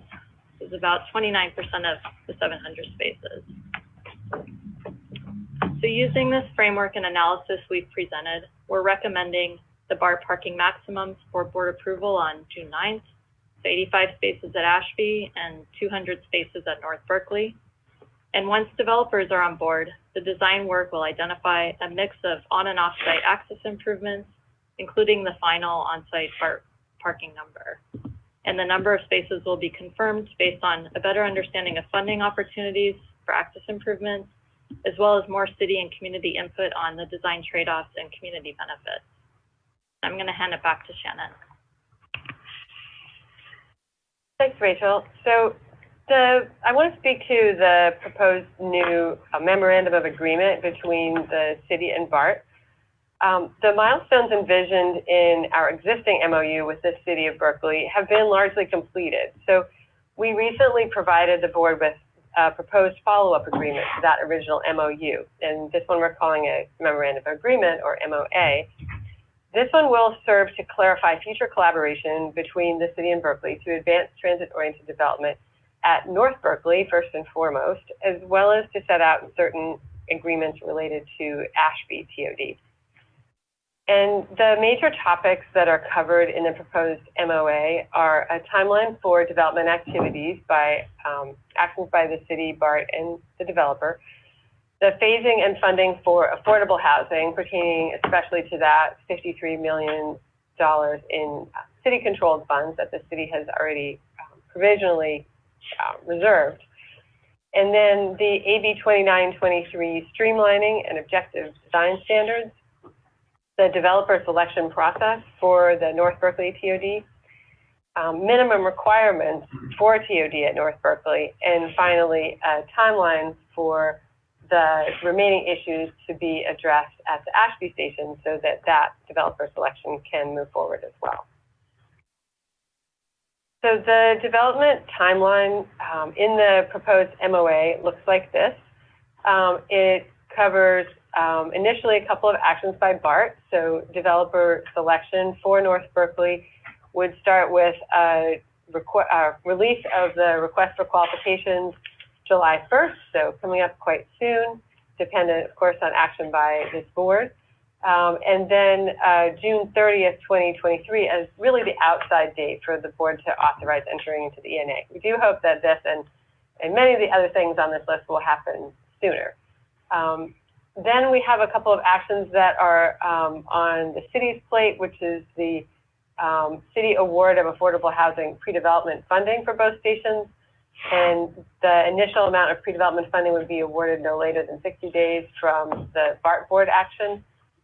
And then the adoption of objective design standards at both stations would be expected to happen no later than 9 months after the ENA is signed. Then the remaining items are developer items. So we would anticipate that the selected developer for each station would submit an application for a master development permit, or at least for an entitlement for affordable housing, within 3 years, but not sooner than 9 months from the time that the ENA is signed. And then finally, that they would assemble all of the financing sources for the affordable housing by the end of 2031. Again, hopefully much sooner than that.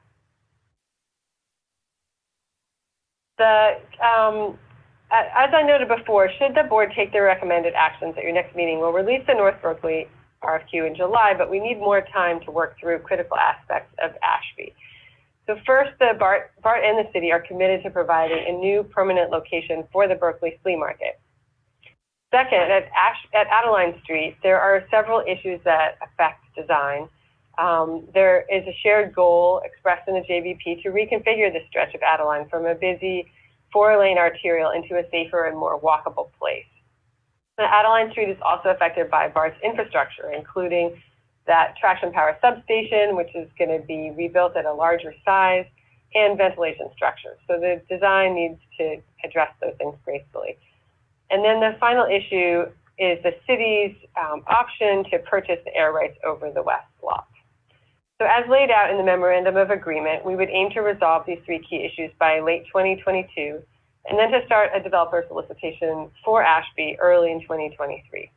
I want to note that Bart intends to seek a single developer team for Ashby, both the larger west lot and the smaller east lot that's behind the Ed Roberts campus. That will give the selected developer the economy of scale to address these infrastructure issues along Adeline and will be an efficient use of our staff capacity. So to put together all of the next steps on Ashby and North Berkeley over the next 18 months or so, June 2nd, the City Council is expected to take action on the Memorandum of Agreement, on the joint vision and priorities, and on the proposed zoning. The zoning, if it passes that first reading, would get a second reading on June 28th. Now, June 9th, 2 weeks from tonight, staff is recommending Bart board action on the joint vision and priorities on the parking maximums and the Memorandum of Agreement. And then in July of this year, we would issue the RFQ for North Berkeley. And then by October is the deadline in the MOA for the city to act on the Adeline corridor, on the flea market, and on the issue of the air rights. December 2022, we aim to bring a recommended developer to this board for authorization to enter into ENA. And then soon after to start that solicitation for a developer for Ashby Station that we would then bring on board, or bring the recommendation to the board probably around the third quarter of next year.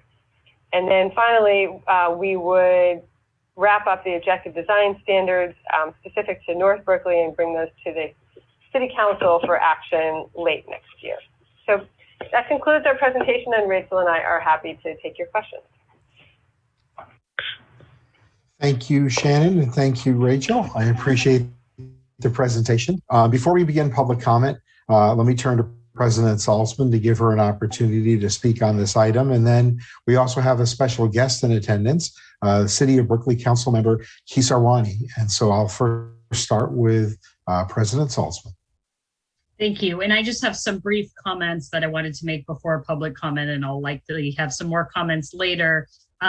First, I just wanted to deeply thank our team that's worked on this. I mean, they have spent probably hundreds of hours on these two TOD projects already, so many community meetings, so many negotiating meetings, and they've just done such a fantastic job. So thank you to all of you. And it has also been a really collaborative process with the City of Berkeley. So I'm grateful that Councilmember Kisarwani can join us tonight. And I know Mayor Arreguín wanted to join us as well, but he had a conflict. But their dedication and their staff's dedication has made it possible to finally get us closer to this decision point. I did want to reflect on one thing that's come up quite a bit in the emails we've received from the public, since it might come up in public comment today. There was a lot of focus on the height of the buildings. And though it was just in the previous slide, I want to highlight that the City Council is the body that's going to make the decision on zoning, and they're going to do that on June 2nd. Bart has not advocated for a specific height for zoning. I, as the director representing North Berkeley, have not advocated for them to adopt a certain height, and Director Simon has not for Ashby either. So we're going to comply with what the city decides, assuming it complies with state law. So that is a city decision, and we will work with the city and the community to implement that. So that is all for now. Thank you. Thank you, Madam President. Madam Secretary, if you would allow the City of Berkeley Council Member Kisarwani to speak. Certainly. Please go ahead, Councilmember Kisarwani. Thank you very much, President Saltzman and members of the BART board. Good evening. Thank you, Ms. Dodge and Ms. Factor, for your presentation. As was noted, my name is Rashi Kisarwani, and I have the honor of serving as the council member for the neighborhoods around the North Berkeley BART station. I want to thank you and the BART staff for your partnership and persistence in getting us to this important milestone of a second memorandum of agreement for our next phase of work together. The City of Berkeley shares BART's goal to develop beautiful, creatively designed, well-proportioned buildings at these two stations. As our joint vision notes, we share your commitment to create visual and physical connections with the neighborhood through architectural design and contribute positively to the physical fabric and long-term quality of life of our neighborhoods. I think it's also important for me to note that developing homes at the North Berkeley and Ashby BART stations with a minimum of 35% of all units being affordable to low-income households aligns with our mutual goals to be part of the solution to the region's housing shortage. And I believe very strongly that we want to welcome people of all income levels because we believe that that makes us a stronger community. We also know that transforming a parking lot into a transit-oriented village is one of the most effective ways that our two entities can tackle the climate crisis. Lastly, I want to thank you for the extensive community process that you have undertaken with us over the last 2 years, including our community advisory group process that has provided input into our local zoning ordinance and our joint vision and priorities document. As has been noted, next Thursday, the Berkeley City Council will consider these documents and make a final determination on the zoned height for the two stations. And I just want to reflect that as somebody who volunteered to knock on doors around the North Berkeley BART station in early 2018 with my council predecessor and Director Saltzman, our community has come a long way over the last 4 years. And I have now been knocking on doors again in advance of the council vote next Thursday. And I want to say very clearly that there is a universal recognition among the neighbors that I am speaking with about the need to create homes in our community. And there is overwhelming support to do so at the underutilized parking lots of our BART stations. So I want to thank you again very much for your partnership. And the City of Berkeley looks forward to the ongoing collaboration to deliver much needed homes at these two BART stations. Thank you. Thank you, Council Member. I really appreciate you spending time with us this evening. So thank you for joining us. With that, I will let folks know that we'll be having public comment in a moment. Written correspondence regarding this item have been submitted to the District Secretary's office and will be included as part of the official record. And Madam Secretary, to ensure that we can get the most speakers possible, can we limit public comment to 2 minutes, please? Certainly, Director Foley can do that. Would you like to proceed? Yes, please. Meryl, please go ahead.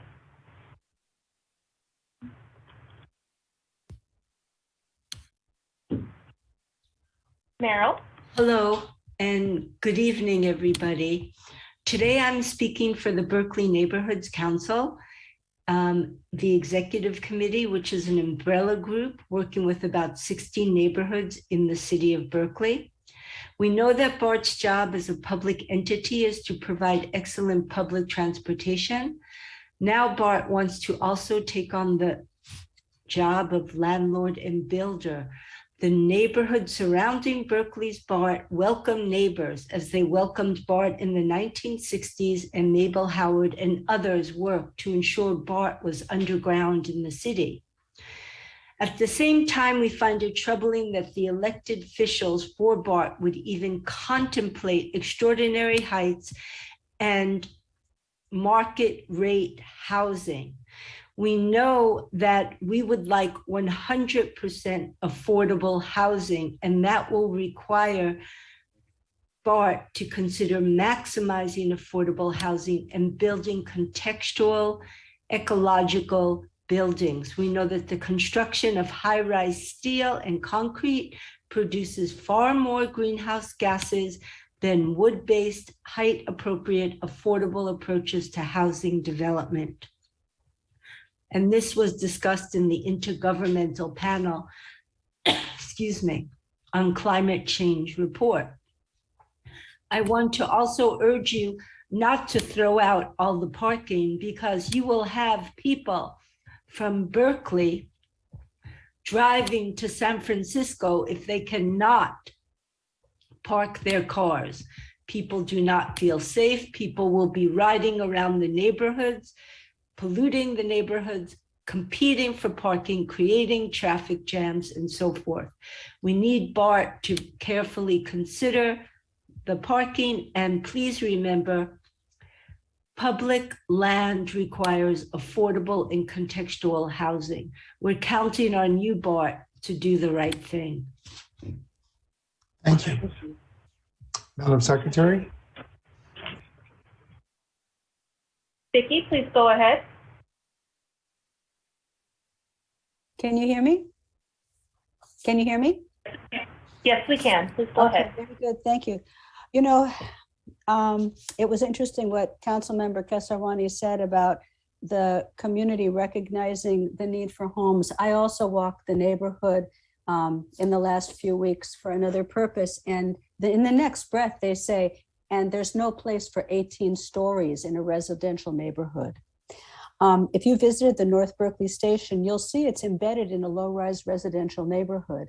It's a neighborhood and towers don't belong here. Once North Berkeley gets zoned, I want you, the BART board, to exert your control over development to prevent the shading of surrounding residential homes, to prioritize a range of affordable green housing, not speed of construction for the development, and to ensure that development is designed to fit within the scale and character of the surrounding neighborhood, because that's the right thing to do.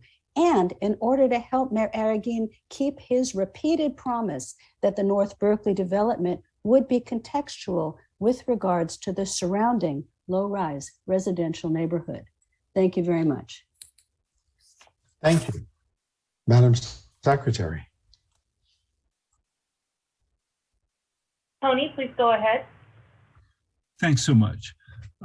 Tony Corman here. I've resided since near North Berkeley BART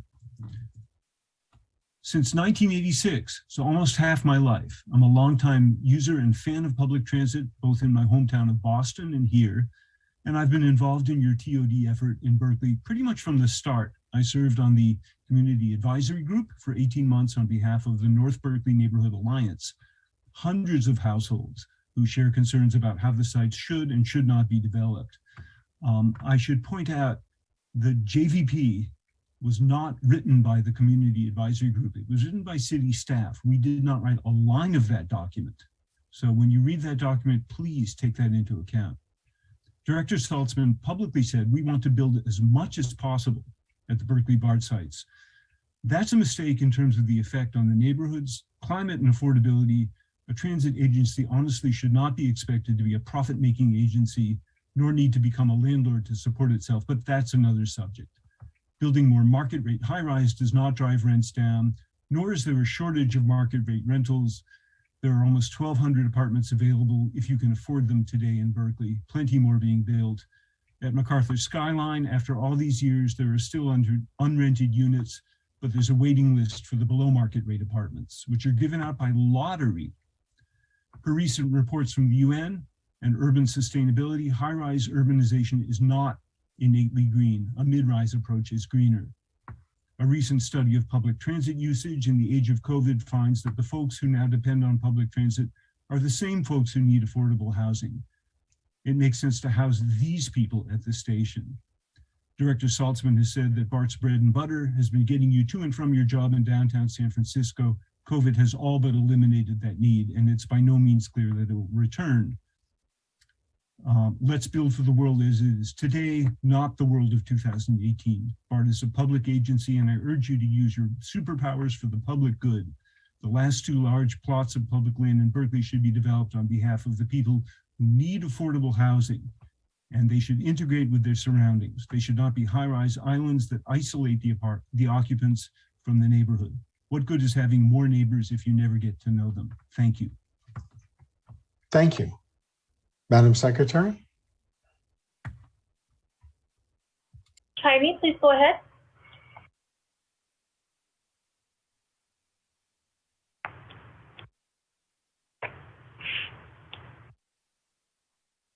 They need to accept the unmute request. Please go ahead. Did you say Chimey Lee? Hello? Yes, please go ahead. Sorry. I'm hoping my computer is about stalling, so if I get cut off, please forgive me. So I'll try to make this quick.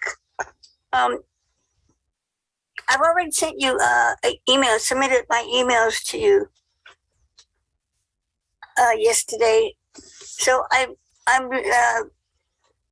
asking this board to please consider zoning the Berkeley BART stations for below market rate affordable housing. The maximum height allowed should be 7 stories as recommended by city staff. Reject any plan for unaffordable market rate high rises at our BART stations. Public land must be used for public benefit. Nonprofit affordable housing developers should be chosen to develop both our BART stations.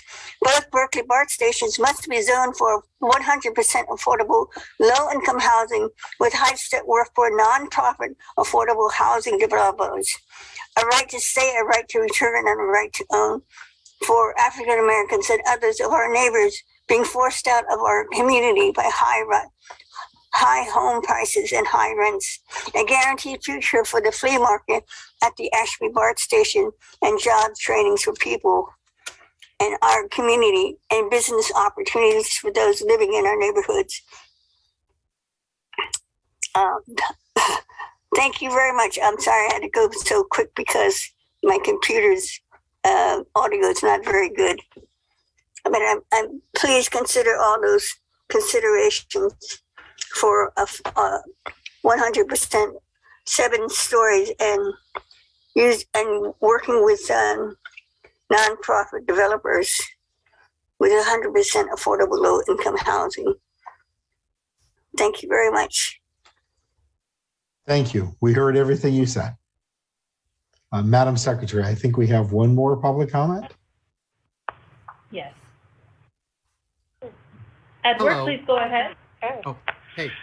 Hello, I'm Edward Giordano. Lack of housing is the biggest crisis facing California right now. So anything to help that is more than welcome. And it being TOD makes this project even better. I don't need to remind the board, but California lost a U.S. House member in the 2020 federal redistricting and therefore an electoral vote. Any person speaking against more housing is ultimately saying they want California to have even less representation in Congress in the future, and should realize that this is the result of projects like this not being built.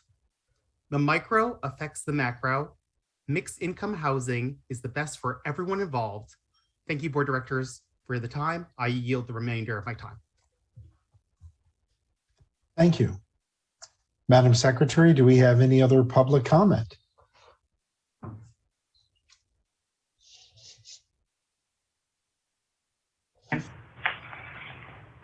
No? Oh, I do see one more hand. Yes. G. Dennis, please go ahead.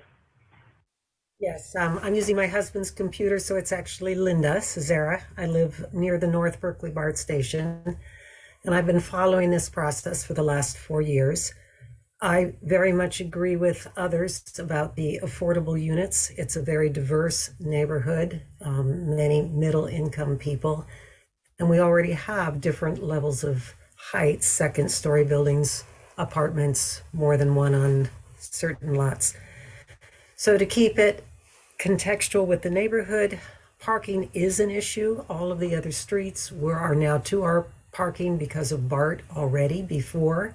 It's not changing anytime soon, so you're taking away more parking, and parking is not available on the streets.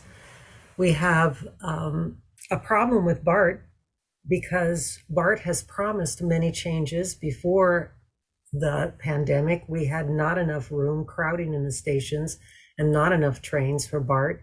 We still don't have the facilities that we need on BART, and I'm not looking to see that things are improving as much as people have been saying, including patrolling on the trains. So there's a lot of infrastructure that is not in place for adding a whole lot more people to the BART station in the neighborhood, and I'd like that to be under consideration.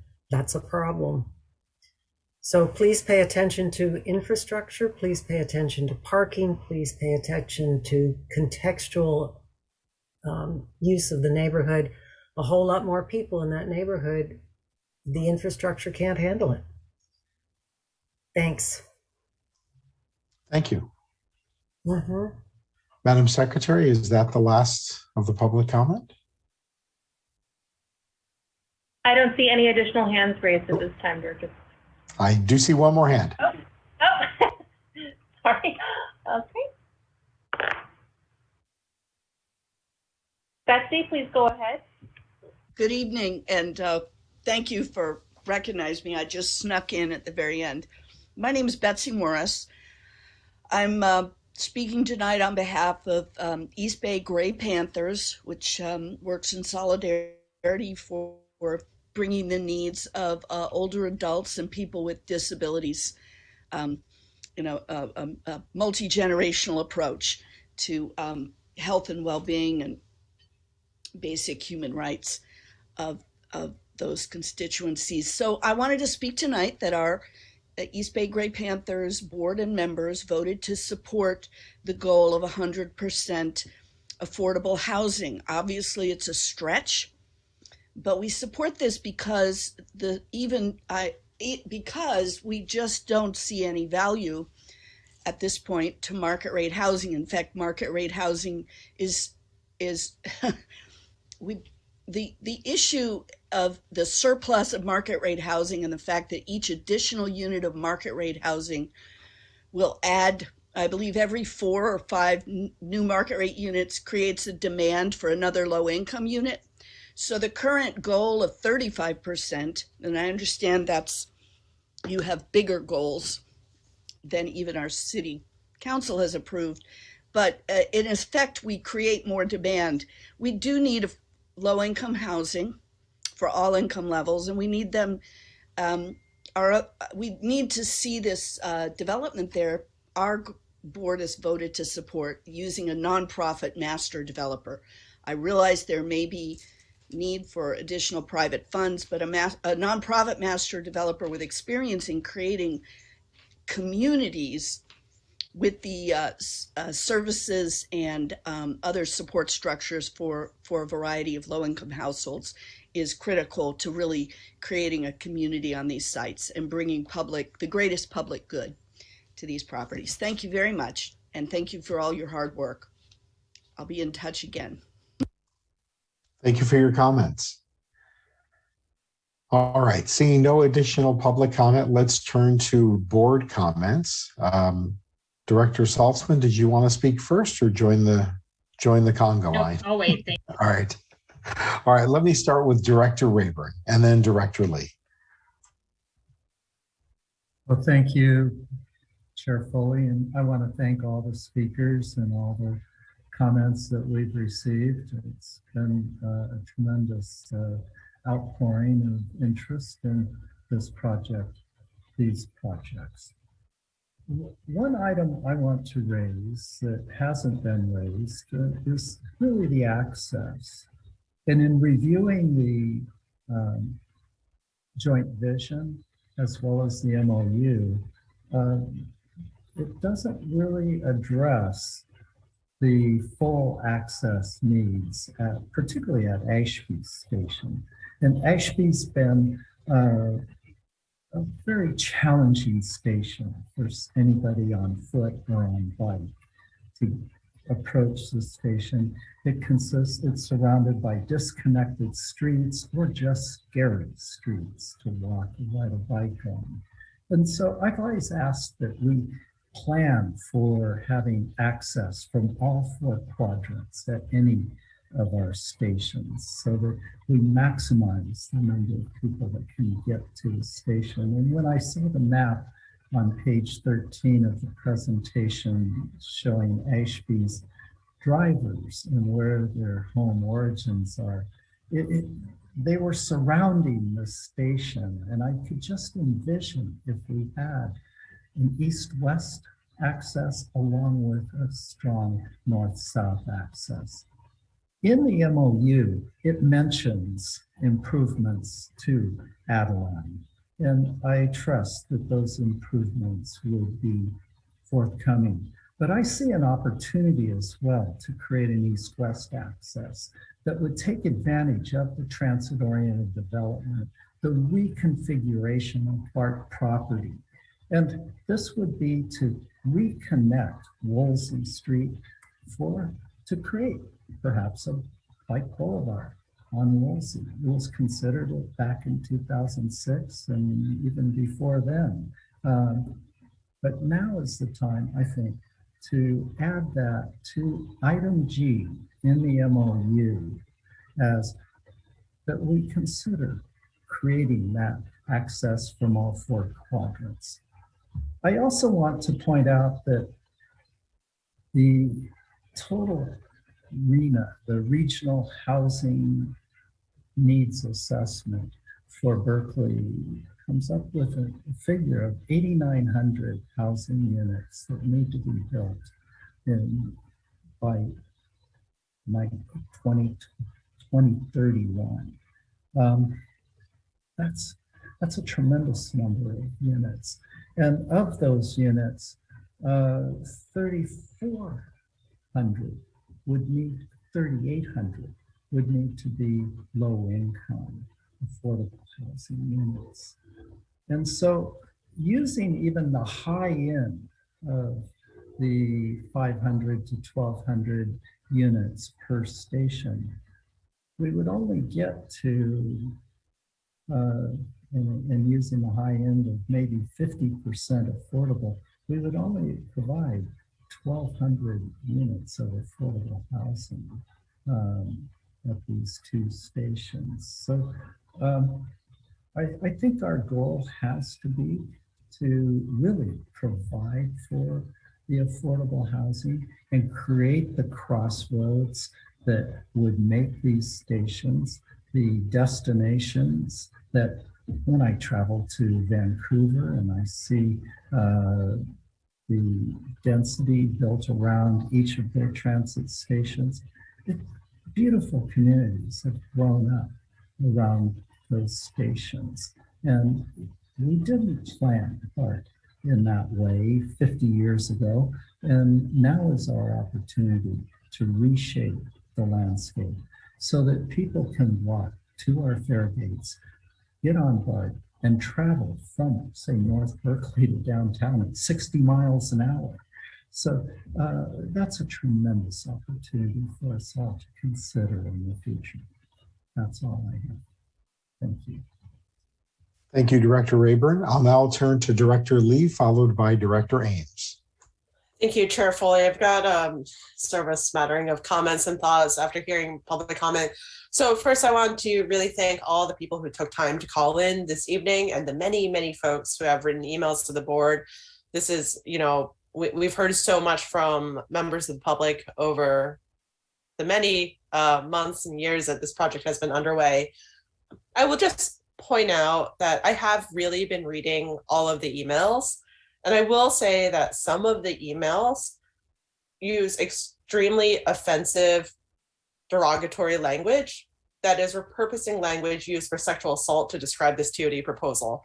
I would say for people who are against this proposal as it stands, I would really encourage you to call in people who are sort of on your side, because it is not very convincing to me, and it'll shut me down as a board director when I hear and see that language in emails that are going to be in public record when you are engaging Bart board members.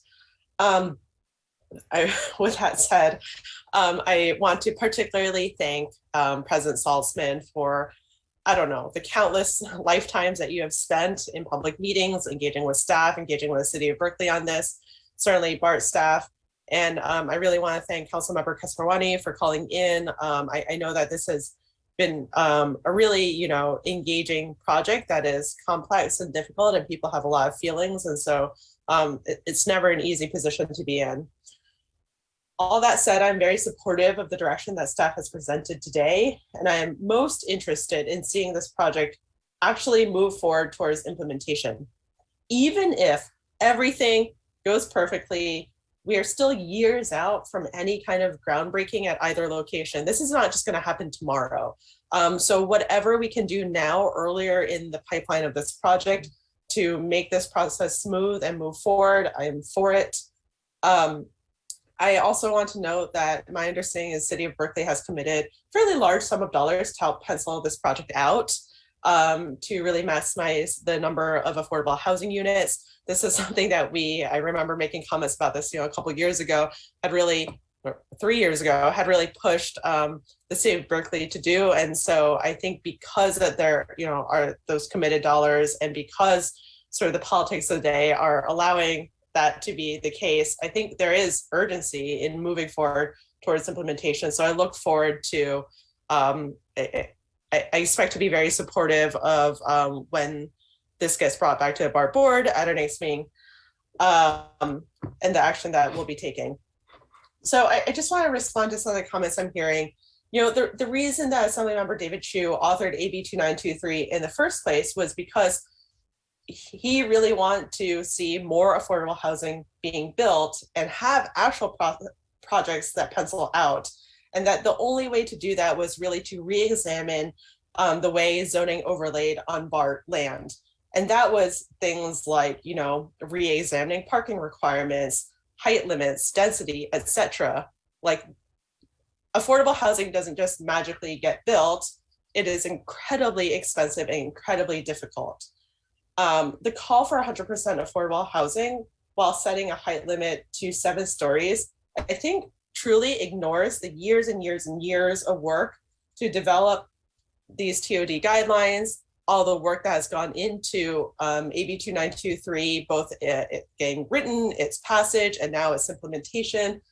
And the fact that, as President Saltzman says, BART board does not make that decision regarding height limits anyway.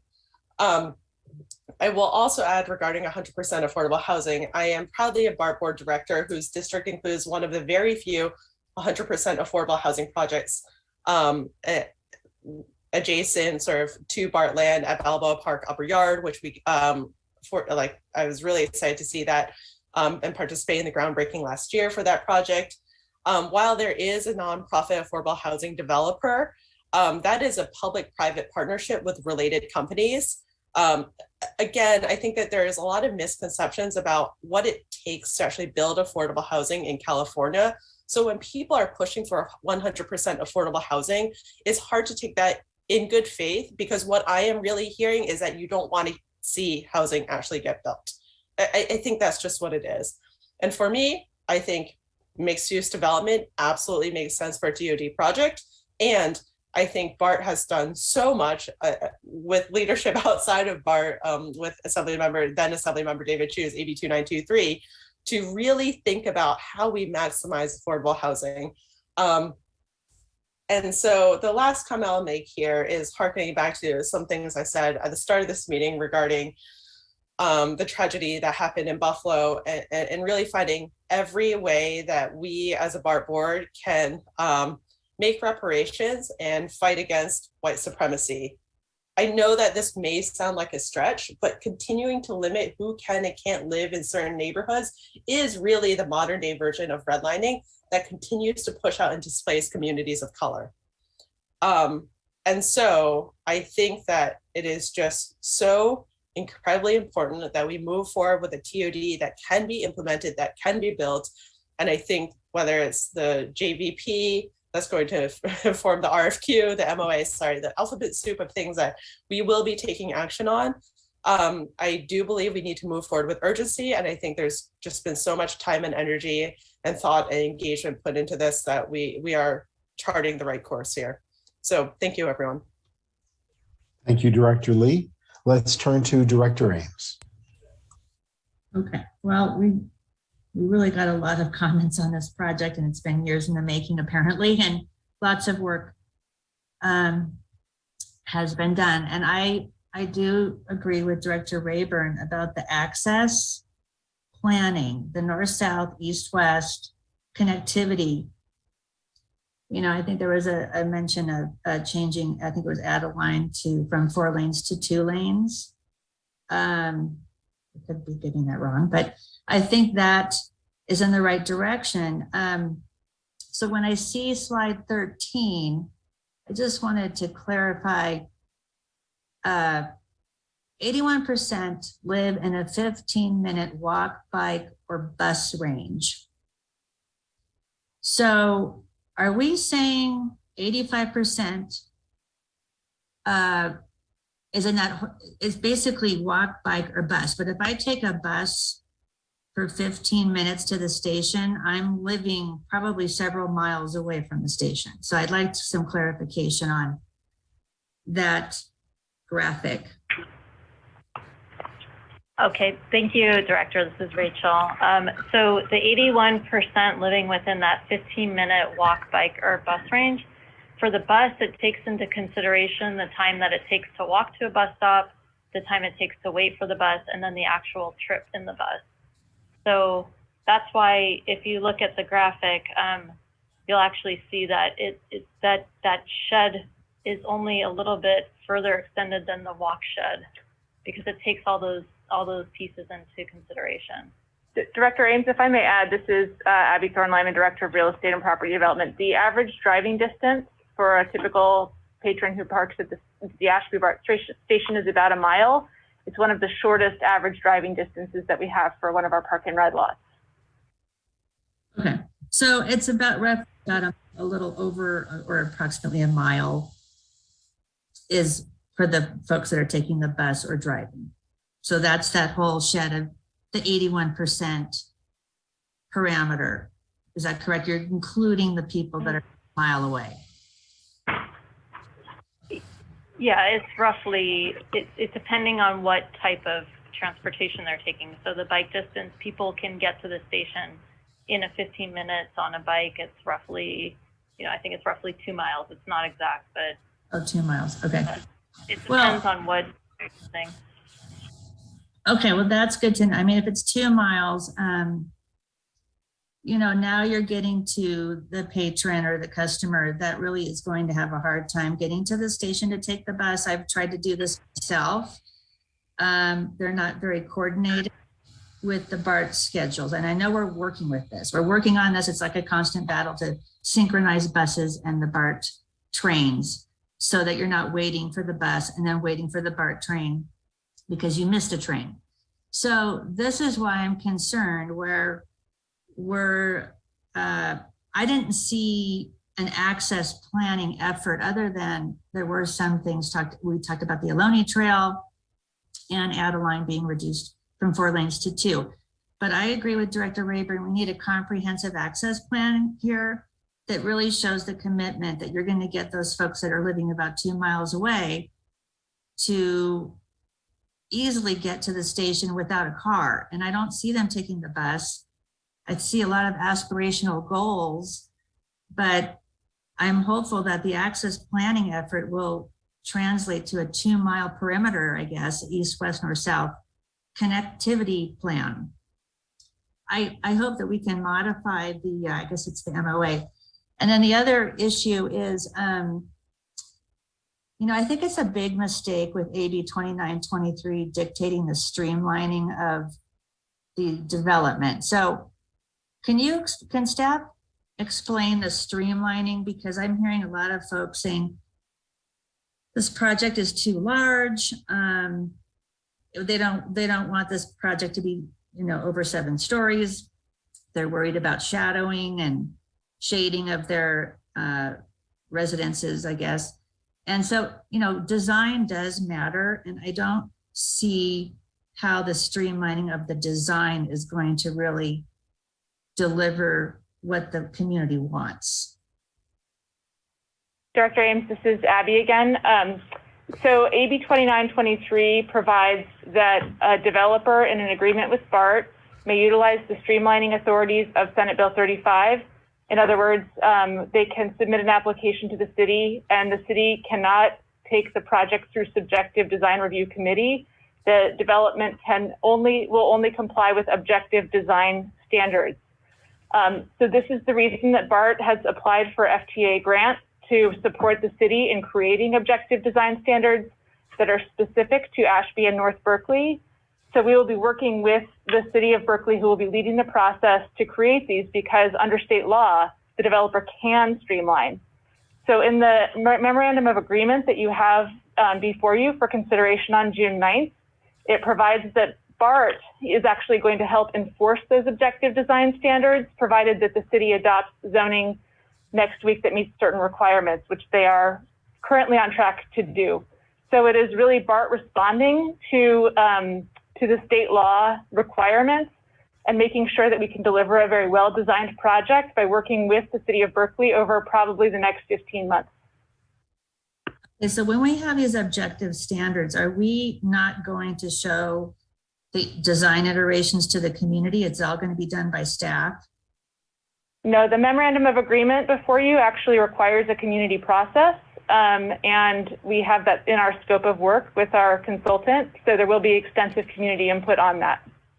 Okay, so thank you for clarifying, because I got worried about the streamlining word. Okay, and then finally, I have two more comments. Okay, so I just think it's such an extreme reduction in parking. I guess it's, North Berkeley is going from 700 spaces to 200. This is correct. And Ashby is going from 535 to 85. Is that correct? That's correct, yes. I honestly don't know how you're going to deliver something like this with a car-dependent society. So that's just a comment on this whole access planning. I hope that we can come back and show some kind of meat in this to show that there's going to be infrastructure access planning. And then the other thing about the affordable housing, there's the missing middle housing that also is hugely important. This is somebody, I believe, and maybe staff can correct me if I'm wrong here. A single person making $35,000 a year is not affordable. That's the missing middle. Is that correct? One person making $35,000 a year. Or in other words, an affordable housing income person is, I think it's less than 30,000. Someone with a income of 30,000 would be below the middle income. They would be in a lower income category in the Bay Area. So what is the missing middle category person? I thought it was about 35,000. It's typically 80 to 120% of whatever that median is, and that actually varies throughout our system depending on the county that the household resides in. Well, the bottom line is the missing middle. This is the workforce housing. These are the folks that would actually work in San Francisco, or they're turning into super commuters because they want to buy a house. They can't buy a house in the Central Valley and they're super commuting. So I hope that we can also do all-inclusive housing, which would be affordable and missing middle. And I do agree with it's just so expensive to live in the Bay Area. We really need to address this somehow. I'm not sure if there's a nonprofit or what is the issue related to selecting a private developer versus a nonprofit developer?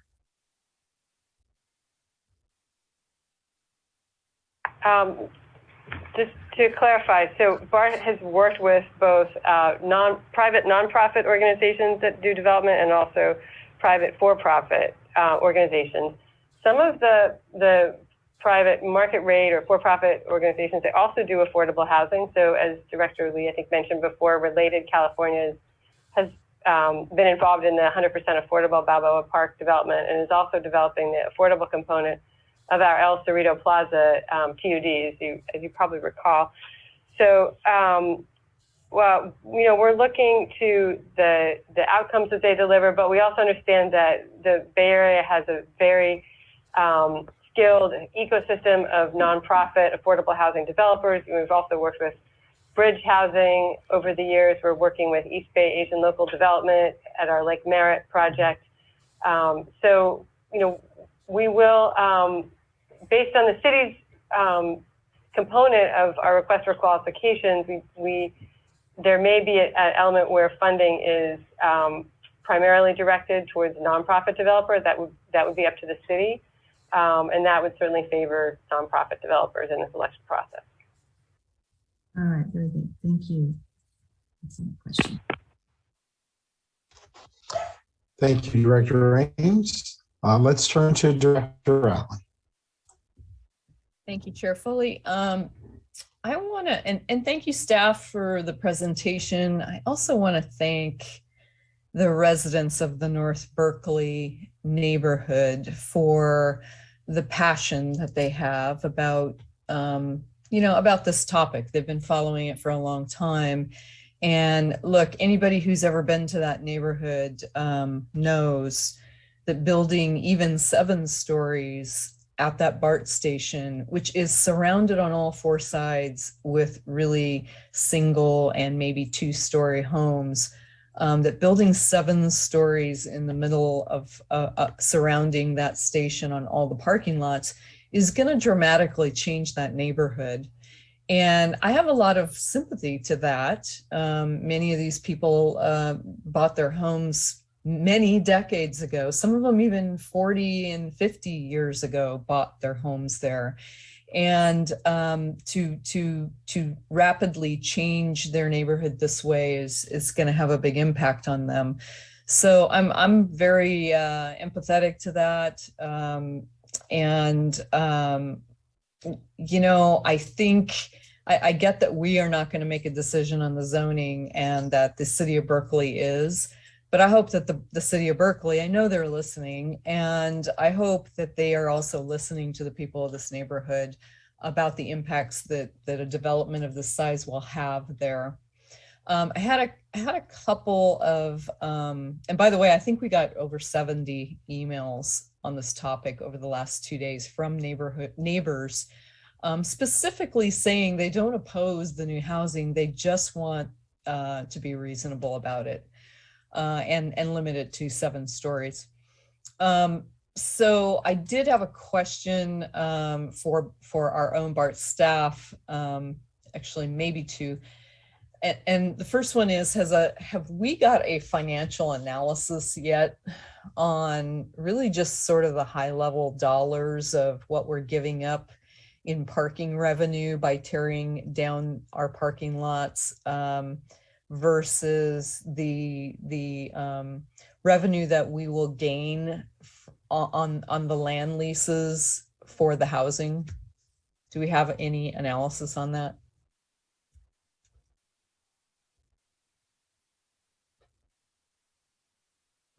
Thank you, Director Allen. This is Rachel Factor. So I'm just going to speak to the daily net ridership gains from the developments.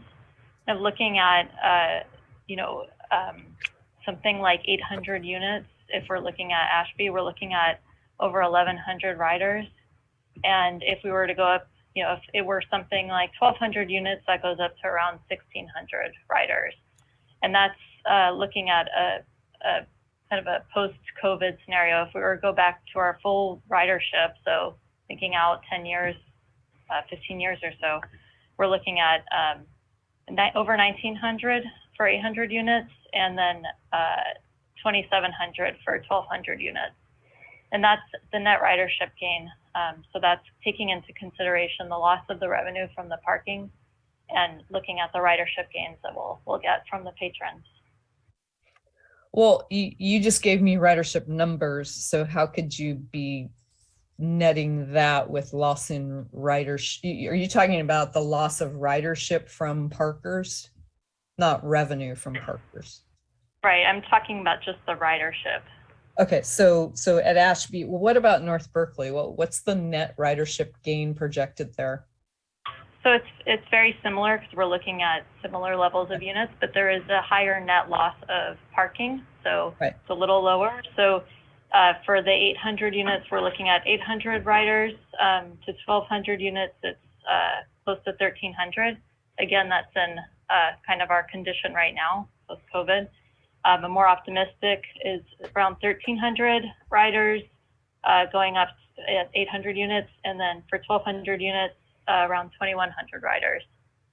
And we would have no parking or very little parking for the residents of these units?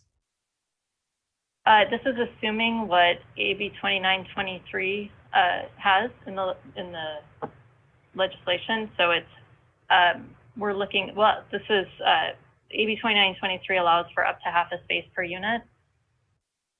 Okay. And And so are those spaces in addition to the remaining spaces you showed us in the slide, or are they, are they shared? This is in addition to. Okay. And so my original question is there a dollar analysis that tells us, here's what we project our ridership increases versus here's how much in rider revenue we lose, parking revenue that we lose, because that's in addition to the riders that park there and would ride. So is there a financial analysis that projects how much BART makes from this with respect to lease revenue and ridership increase offset by parking loss? Director Allen, we have done that analysis, but we will send it to you so we can kind of better explain it and you can see it in writing. That would be great. Okay, and so then the other question that I have is, we bounced around some letters here tonight, a JVP and an MOA, and I see that we adopted the MOU a while back. There's a draft JVP in this package, which I don't think is very specific. And so that kind of gets me to the question of the city of Berkeley is, I'm gathering ready to adopt a memorandum of agreement, an MOA, at their next meeting, and then we would adopt that a week later. Has that been sent to us? Have we received a draft of that? The MOA. Yes, Director Allen, this is Shannon Dodge. It was sent to the board and publicly released yesterday. Yesterday. Okay, that's why I haven't read it yet. Okay, well, at least we get some opportunity to read it before we get to vote. That's a step in the right direction. Thank you. Those are all my questions. Thank you, Director Allen. Let me turn it over to President Saltzman. Thank you. I too want to thank everybody from the public for attending tonight and everybody who contacted us. I do want to say it's a small portion of the public that's been involved in this process, and most of the comments we've gotten represents, one portion of the comments. The Berkeley City Council meetings on these issues have typically had about 200 people. And the comments have been fairly split. I think advocates on various sides of this issue have been struggling because there's the Berkeley City Council meeting next week and our meeting this week, and then we have another meeting in 2 weeks. So they're figuring out where to turn people out to. So there's certainly a lot of public interest in these projects. I appreciate all the comments of the directors. The JVP, I think, is, as Director Allen just said, it's not as specific. It's general, and it was, really a community process to get to the joint vision and priorities. I know Berkeley, the mayor of Berkeley is really asking the council not to make edits to it because it came from a community process and everybody's really bought into it. So I hope we can come to agreement, if not unanimous, at least majority in adopting the joint vision and priorities. And the memorandum of agreement took months between the city and BART staff, as well as me and Mayor Arreguín, to come to agreements on. It is focused on both North Berkeley and Ashby, but there's going to be a subsequent agreement on Ashby, so there will be more opportunities on Ashby later on, Director Rayburn, to address some of the access issues, because it's a more complicated site with the flea market and air rights issues. So we will have another opportunity on Ashby. I do think, though, a lot of the things you're talking about, the city is already looking at addressing. So it might make sense for us to get, city staff to meet with you before June 9th, along with our staff, to talk about what they're doing on access around both of the stations. But it's significant. And I agree. I frequently use the Ashby BART station, and it's never a pleasant experience as a pedestrian.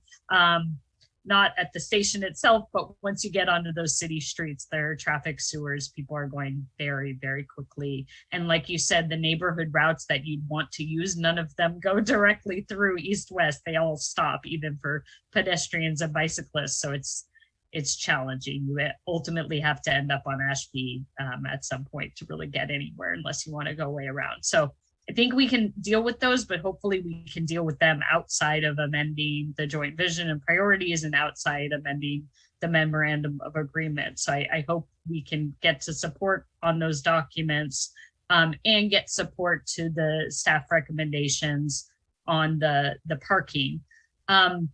I appreciate the access issues that were raised, and Director Ames, I understand what you're saying about buses, especially in places like Fremont.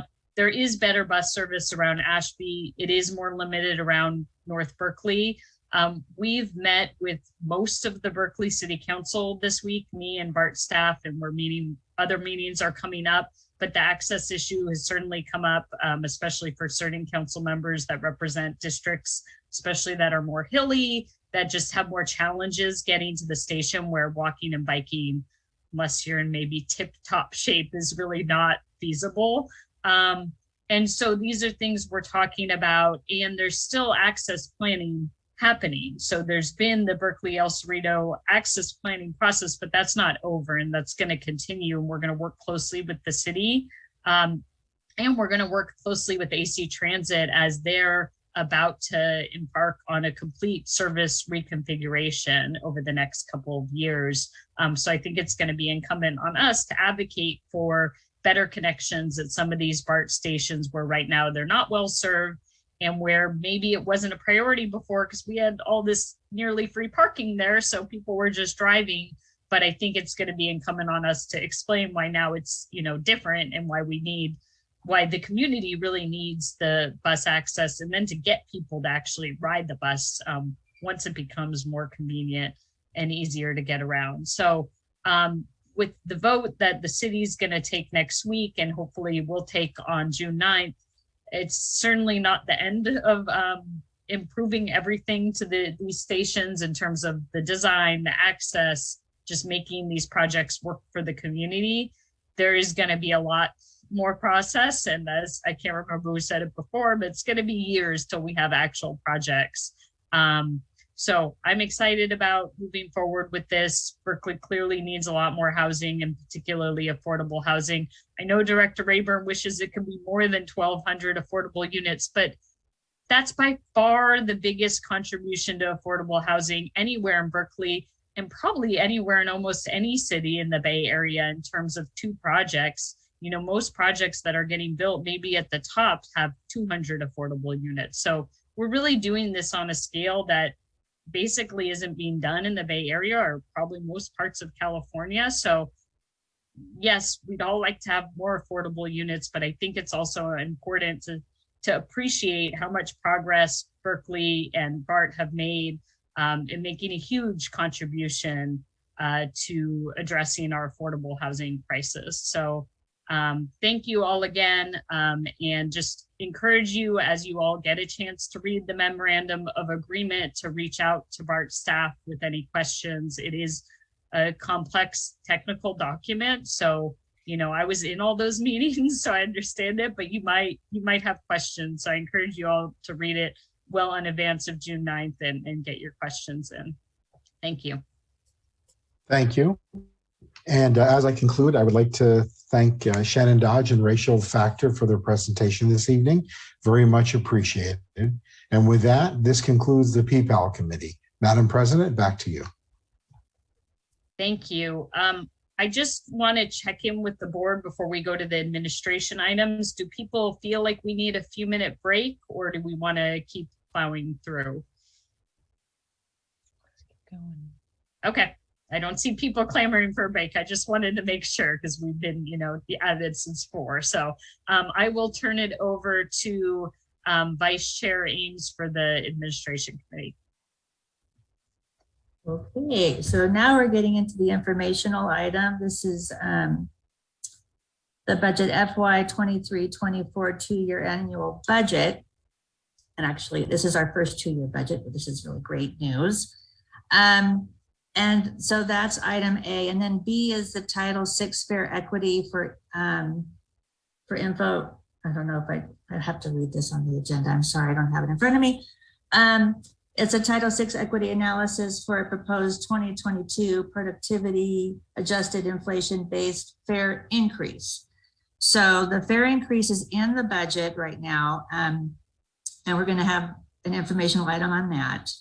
And then I guess we have a board requested to authorize, we're supposed to authorize the fare increase that's tied to the analysis. That's the second item. So first we'll just go for we'll hear staff's presentation on the budget again, and we can also respond to some comments that were addressed in the public hearing.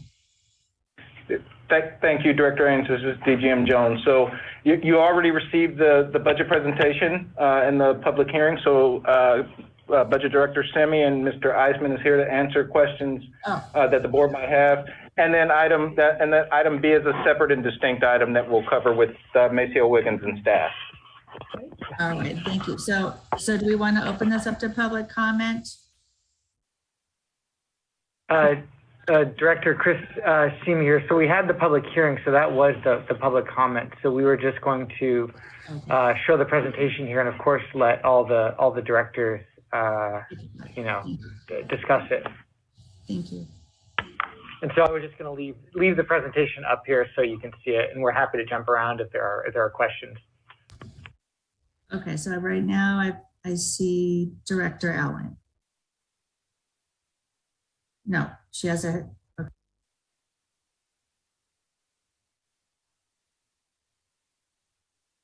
Sorry, my hand's still up from the last item. I'll take it down.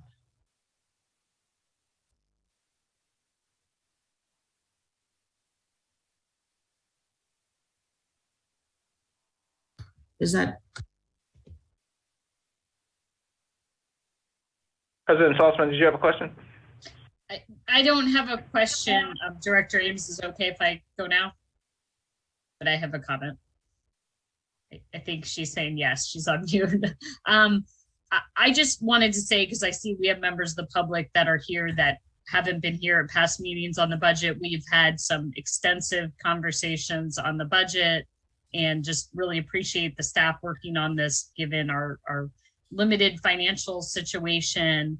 And I also wanted to encourage directors that if you have any last minute questions or suggestions for changes, this is really the time, because we're hoping that we can get to the next meeting and approve it. It will be challenging to make any changes at that point. Thank you, Director Saltzman. So I guess my question is, we've got the 3.4% fare increase, which could generate up to $15 million for 2 years. And there was a question by Ms. Dupree saying, which I agree, that this is a hardship for a lot of folks. It's not the greatest time to do a fare increase, and can we find some savings? I think Ms. Dupree said electrical, like energy savings, but can we find some savings so that we do not have to do the increase? So I guess this is a question for staff. So Director Ames, DGM Jones. So the staff's recommendation is to adopt the budget on June 9th with the CPI. I would remind you that it's deferred from 6 months ago. And, it is a mechanism designed to deal with inflation. And so if we want to keep pace, we really need to get the board to accept staff's recommendation, No, I understand, but I'm asking, is there a way to save $15 million in 2 years? I mean, my thought was, we've got this vacancy rate and we reduced the vacancy rate. Maybe Chris, you can elaborate on the vacancy rate assumptions that we have in this budget right now. Director, Chris Semi here. So in the current year, Bart has a 3% vacancy rate assumed, which I think we all know is too low. Our current vacancy rate is about 4 times that. So in FY23, we increased the vacancy rate to 10%, but then we bring the vacancy rate down to 7.5% FY24 because we have every intention of filling as many of those positions as possible. We were just trying to line up our budget to what our actuals will be with respect to the vacancy rate. So changes to the vacancy rate are really about sort of a fiscal best practice, right? Of not having sort of unexpected news at the end of the fiscal year where your salary spending is lower than you thought it would be. It's really just about trying to make it so that the document that you guys approve in 2 weeks is closer to sort of what the actual spending is at the end of the year. That's what the vacancy rate adjustment was for. It's purely, from my perspective, a technical change to bring our budget and actuals closer into alignment. Okay, but is it possible to adjust the vacancy rate so that we would not need to gain 15 million in revenue from fares? Director, we of course can adjust the vacancy rate, but I would strongly, from a staff perspective, recommend against adjusting the vacancy rate to achieve, sort of a policy goal. I think it's sort of a separate conversation from the more technical work we're doing on the vacancy rate side. Okay, but it sounds like there's flexibility because we're doing this now. So anyway, that's my comment. So I guess, is there any other comments from the board?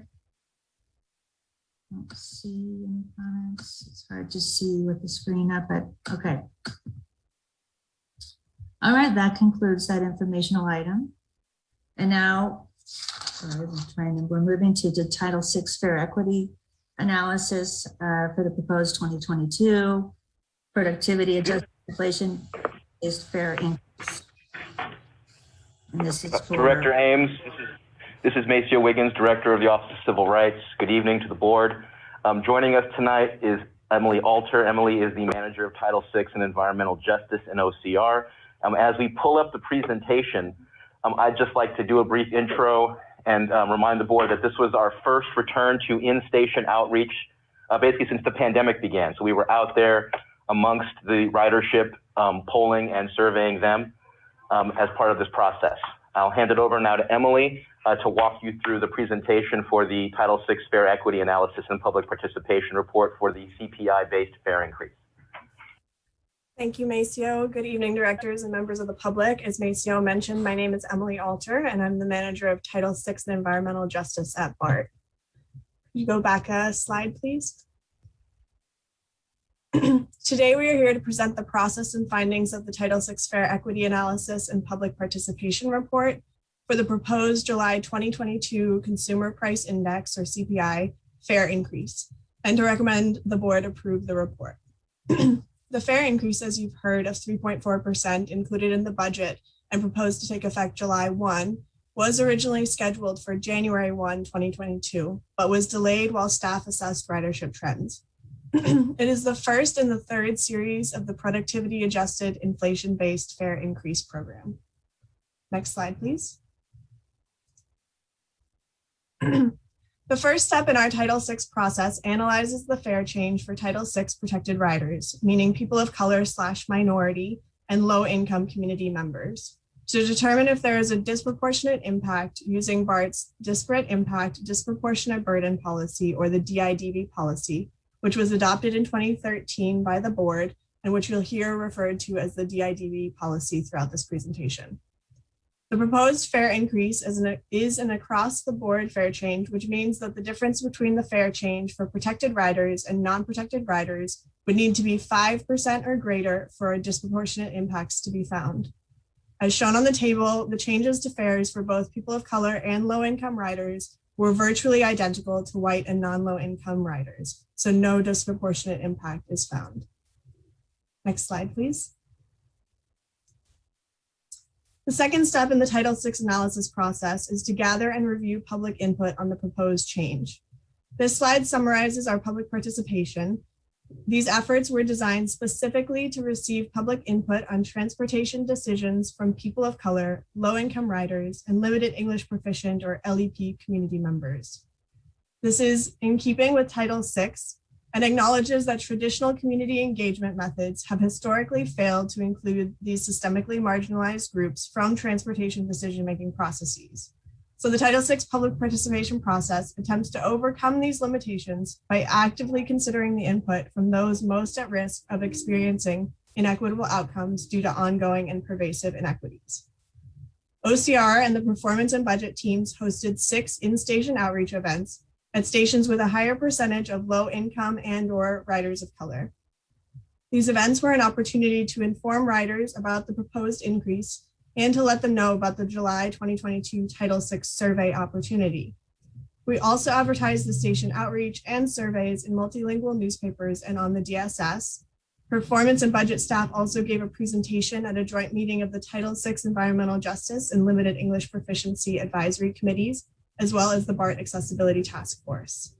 We received 591 total survey responses as a result of these outreach efforts. Next slide, please. Next slide, please. Oh, previous slide, please. The Title VI survey asked respondents to first indicate their level of support or opposition to the proposed fare increase, and then to provide comments on how the proposed fare increase would impact them. Responses to the second question were grouped based on the type of impact cited, as shown in the second table. While there was general opposition, as shown, respondents of color were both more likely to oppose the increase and cite personal impacts or impacts to others than white respondents. Low-income respondents were less likely to oppose the increase than non-low-income respondents, but cited personal impacts more than non-low-income respondents. Next slide, please. This slide provides some sample comments reflective of recurring sentiments provided in the survey. A large number of respondents shared that the ongoing economic impacts of the COVID-19 pandemic, including unemployment and underemployment and wage stagnation, as well as the recent spike in gas prices and inflation, would make the proposed increase more impactful on them. The comments shown a range across levels of support and opposition, as well as a common category in the second question grouping, which were miscellaneous or general comments about Bart.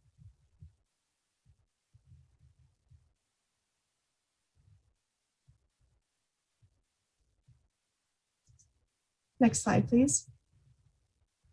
The final step in the Title VI analysis process is the equity finding, which considers both the results of the DIDB analysis and the public input received.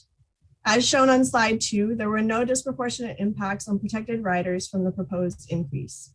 The public input received, however, showed general opposition and significantly higher personal impacts to respondents of color and low-income respondents compared to white and non-low-income respondents. This is in particular for our riders of color. While the public input received may indicate some inequitable outcomes or a risk of inequitable outcomes, no disproportionate impacts on protected riders were found. Next slide, please. With that, we request the Board of Directors approve the Title VI fare equity analysis for the proposed July 2022 fare increase. I'll now take questions and comments. Thank you, Emily. I guess we can up to public comment. It's hard for me to see. Oh, okay. Yeah, eyes must use. We're live. Alita, please go ahead. Thank you, Chair Liz Ames and members. Alita Dupree for the record, she and her. As I talk specifically about this Title VI matter, 8 o'clock, it would help.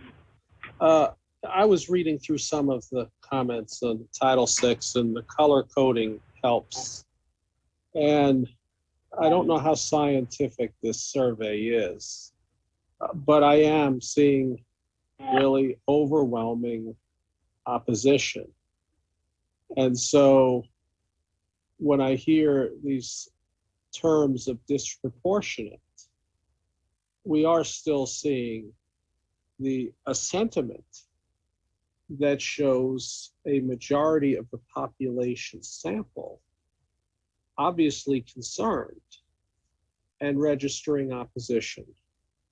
And I don't think it's simply about people being in opposition because they don't want to pay more. I mean, yeah, in an ideal world, it's make more and spend less. It's nice when you get a pay raise. It's nice when your rent doesn't go up. But unfortunately, really, the converse is true. For many, their incomes are going down and losing purchasing power, and their expenses are going up with inflation. Rent increases, utility increases, and gasoline, where I'm sitting, north of $5 per gallon. So I think that most of this opposition is really community-based. And so we have to ask ourselves that perhaps there is some balance in the math. But yet, we also have to think about the non-scientific effects when we see the riders that are overwhelming in opposition. And again, I'll have to read through more of this. And yeah, I guess there's some people who do have money who are going to say, well, yeah, I'm willing to pay more. I mean, I accept that. I can't invalidate those feelings. And I don't want this process to be about feelings. But I ask of you to consider the real world impacts on the public, because it is the public that we want to come through the fare gates. And so, yeah, we got 591 people, and we did it in stations. And we have to ask ourselves, how do we assess the definitions of these people in the population sample? Because I'm a person who does not fit definitions. So therefore, I wouldn't fit into any of these categories. And there are others in that position too. So we don't want anybody to be excluded. But I think what we have to look at is, I don't know what the consequences of approval or disapproval of this document would be. So I did read it in the EDD and try to make sense of it. But I ask you to remember the non-scientific and not mathematical impacts to the people, because I want your decision to be based on Bart not being for the well-to-do, but that it is truly the people system. Thank you. Thank you, Mr. Pree. Do you have any other comments, District Secretary? Director Ames, I don't see any additional hands raised at this time. Thank you. All right, Vice President Lee.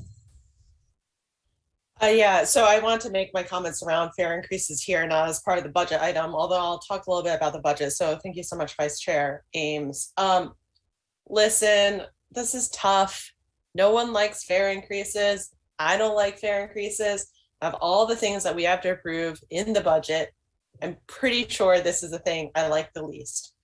As WGM Jones already noted, we have already deferred the fare increase by 6 months. So it's not like, you know, we hadn't taken action and like acknowledged the moment of the times. Further, the truth is that we will eventually have to increase fares to match inflation. And if we do not move forward with a fare increase, there will be a larger fare increase jump in the not too distant future to catch up. For the other transit agencies like Muni and Caltrain who have decided to defer their fare increases, they will have to do that, meaning have a bigger fare increase jump at some point and deal with the decreased revenue assumptions in the meantime. That is a decision that they have made based on the pros and cons of the trade-offs. We are sort of, you know, in this moment debating now. And while I'll say it's like, it would be like, while it sucks to make fare increases, that's ultimately not what makes BART affordable or not affordable. So like voting down this fare increase doesn't truly make BART more affordable, especially for low income folks. And I'll just say, like, for most of my life, I was a low income person. When I was a young adult, I had been on all of the federal, you know, I've been on all the different state and county benefit programs, food stamps, EBT, etc. So like, I would say that in that position, like, I don't think like this small fare increase was going to make a difference for like whether I would have taken transit or not. However, What will make BART more affordable is expanding our low-income fare program, Clipper Start, and to ensure low-income riders are aware that the program exists, and always thinking about what we can do to better serve our low-income riders. And that's where I really believe that BART, I don't think we've invested enough time and energy there. I think we've invested some, but I think there's so much more that we can do and so much more that we can be creative about so that our system is actually affordable.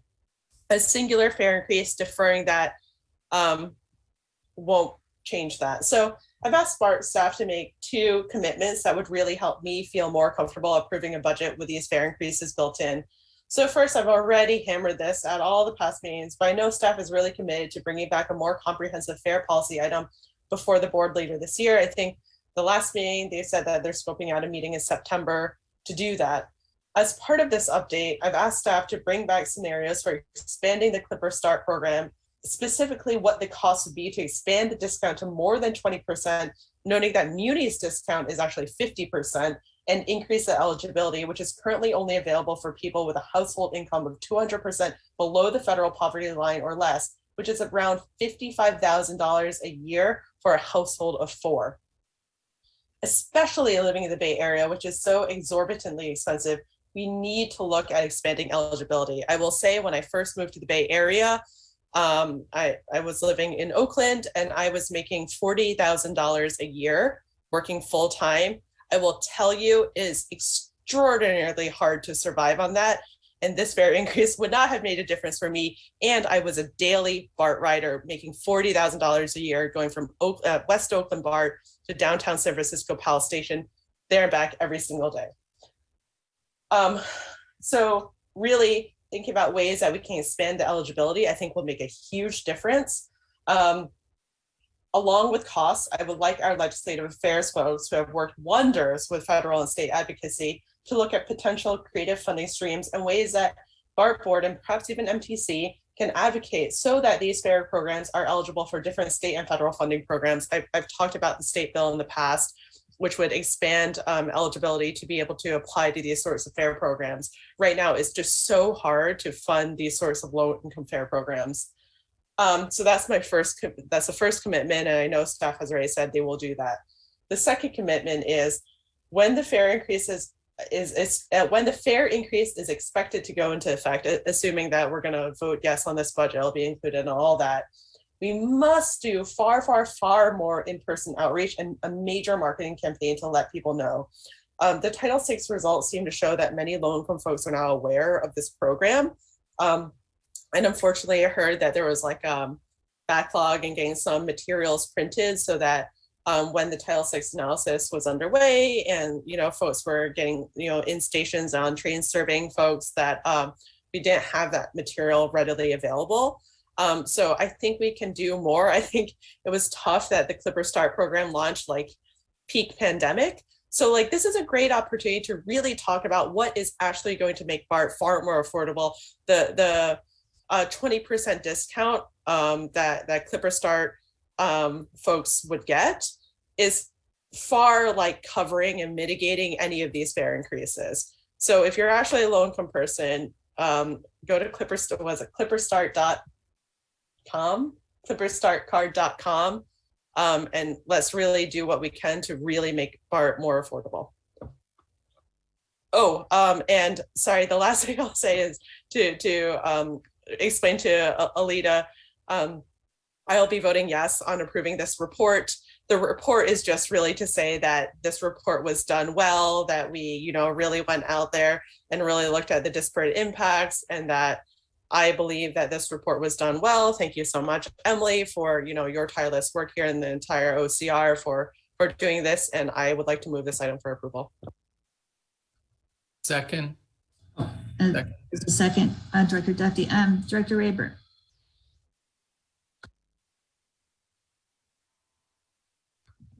Did you hear me? Here we go. Thank you, Chair Lee. Pardon me. Thank you, Chair Ames. And I want to thank Director Lee for her suggestion to increase the eligibility of Clipper Start. And this was, I believe, the first time that we've actually included Clipper Start in the survey form itself so that people who are taking the survey could see that there is this option for reduced fares. And my thanks go to Maceo and Emily, as well as a number of staff who I didn't recognize in the photographs who were out doing the surveys, and the 591 people who filled out those surveys. That's tremendous. I get a lot out of and appreciation for our riders who feel that this is their opportunity to communicate with us. And trust me, I plow through each and every one of those comments. My only criticism of the survey is that it didn't mention that the increase was deferred. This is the Consumer Price Index fare increase program has been every 2 years, and we deferred for 6 months, as has been mentioned during this presentation, but it wasn't mentioned to the people who wrote out their comments in the survey form.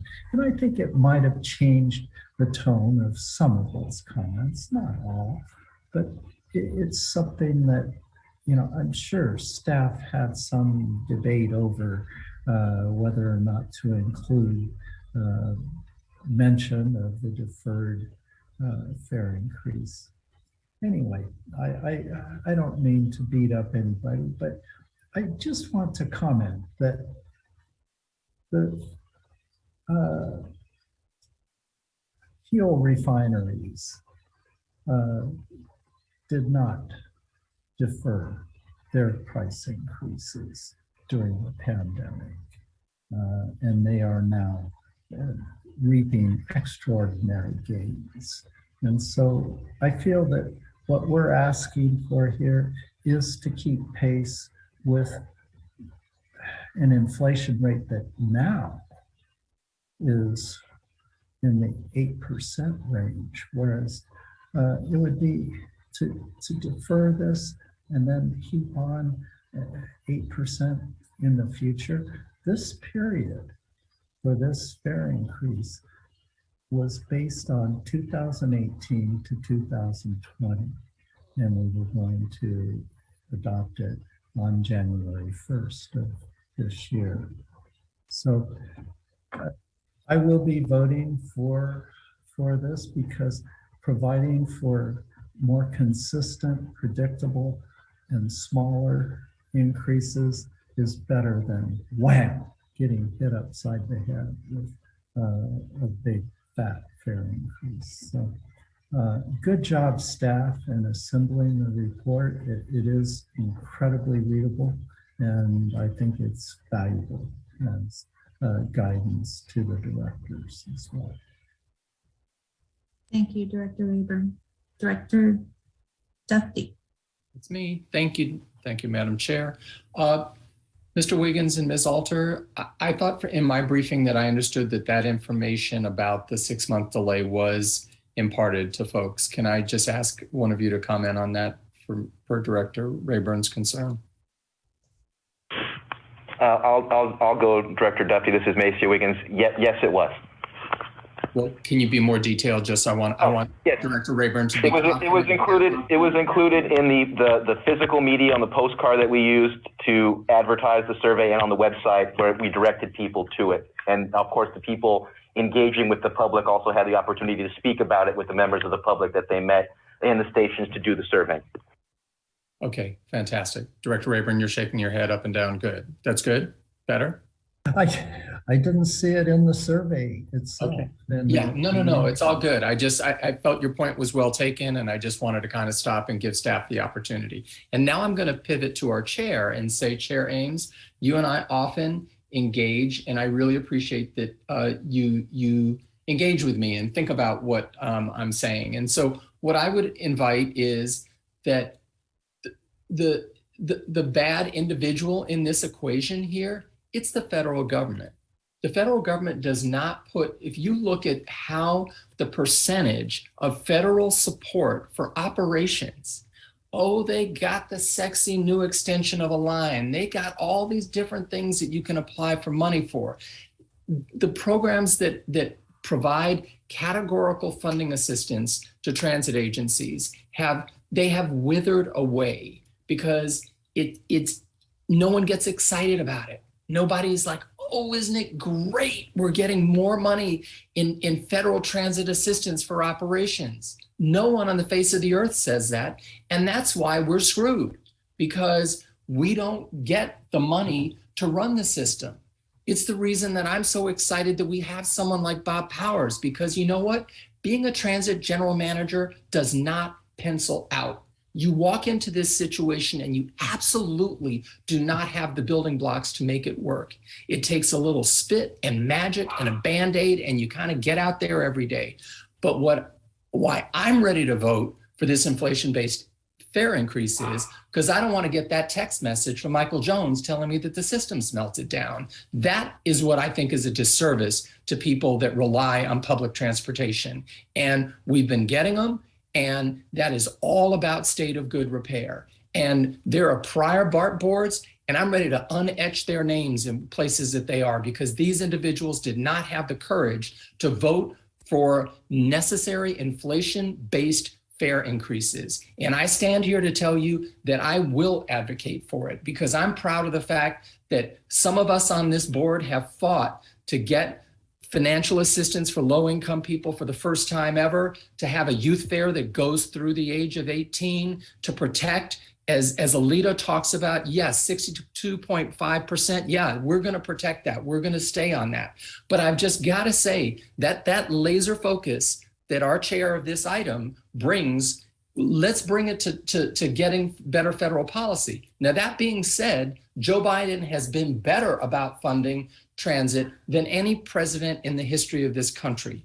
But I think if you really are going to get reform, and if you look at great transit systems in Australia and other countries, they have very deep subsidies for operations. And that is not what America does. And it's really why so many systems, even the ones that you can think about, like the Los Angeles system, they become threadbare over time. And so I think that, I'm not going to have any edifice on BART, but I'll tell you this much: I'm not going to have people scratch my name out because the system is so bad in 20 years. And so I am unabashed in my recognition that my responsibility as a steward and shepherd in the 50th year of this system is to stand up and say, yeah, it is difficult at this time, but there are always going to be reasons why you say no. And that's the whole point of having these indexed and having them regularized. And I think the responsible thing, my vote is for it. And again, I would be happy to go with you and Director Rayburn, who's so great at going and making these visits to, our federal policymakers. That's where the problem is, in my humble opinion. Thank you. Thank you, Director Duffy. Okay, Director Allen. Thank you. I don't know how I follow that, but really seriously, everything is going up. And what we're talking about is a 3% increase. It's based on a couple of years ago CPI, which we delayed for 6 months.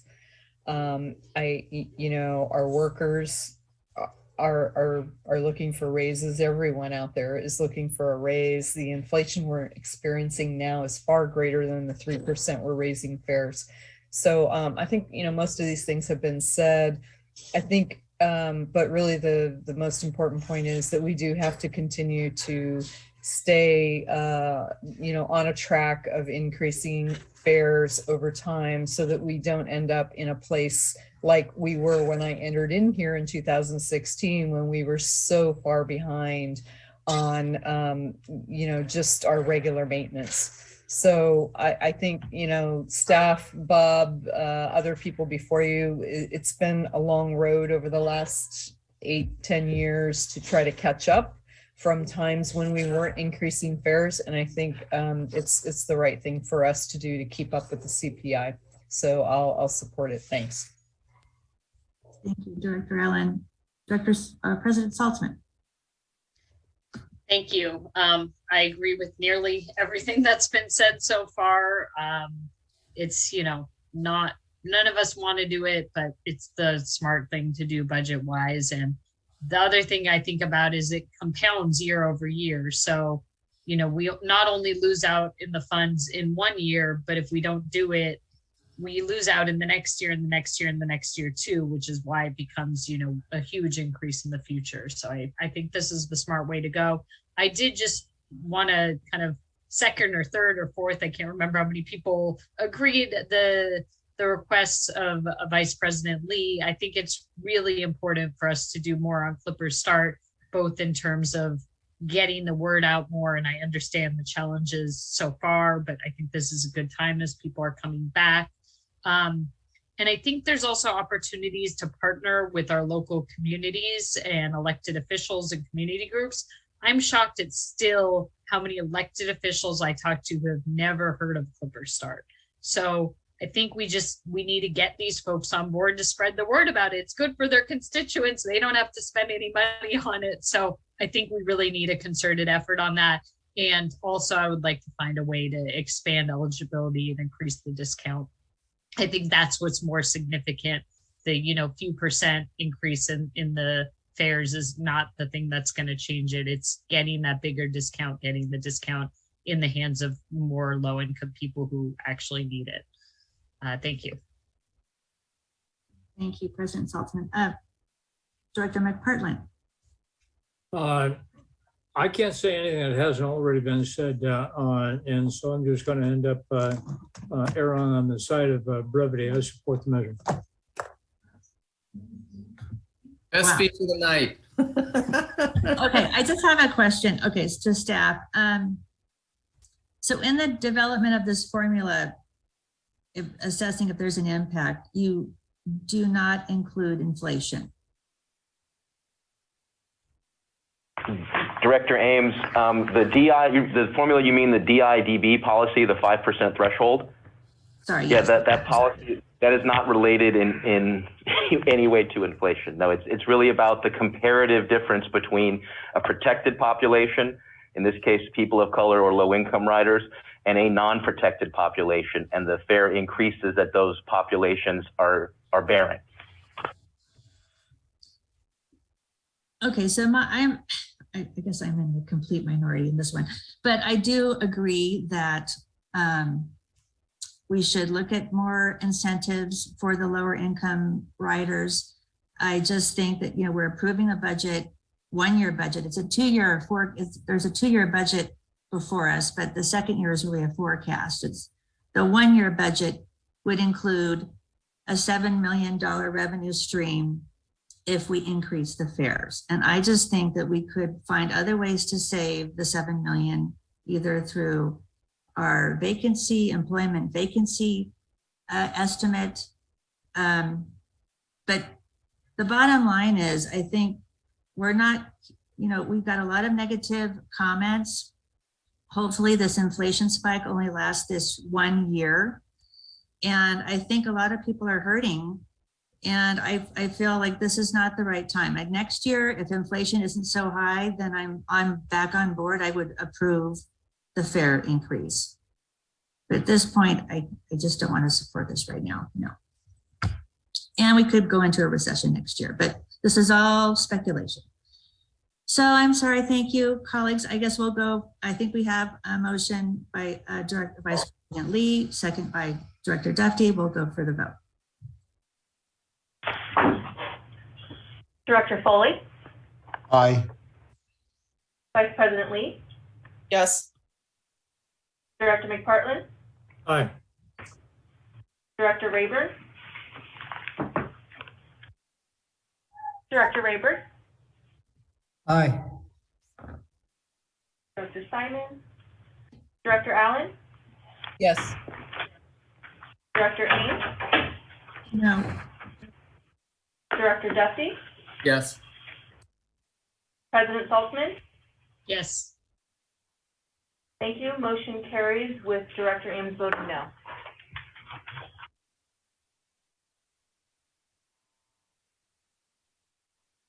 Thank you. Vice Chair Ames, I think that concludes your committee. So we will move on to engineering and operations, and I will turn it over to Chair Duffy.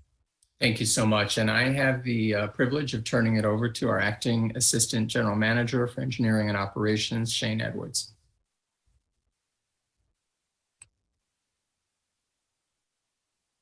I think I surprised him that I moved so quickly. He's getting himself together, Chair Duffy. Give us 2 seconds. Sorry about that.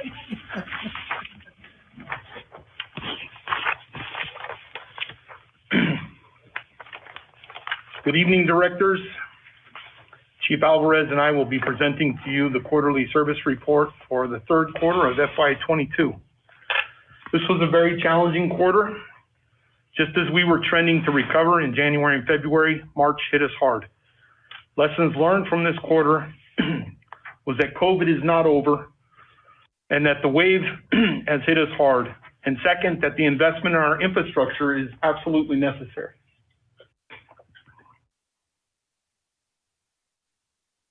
Ridership numbers are up comparing year to year due to Bart's increased service and the reduction of some pandemic restrictions. Weekends continue to be an opportunity for growth, with Saturday up 139% and Sunday up 126.5%.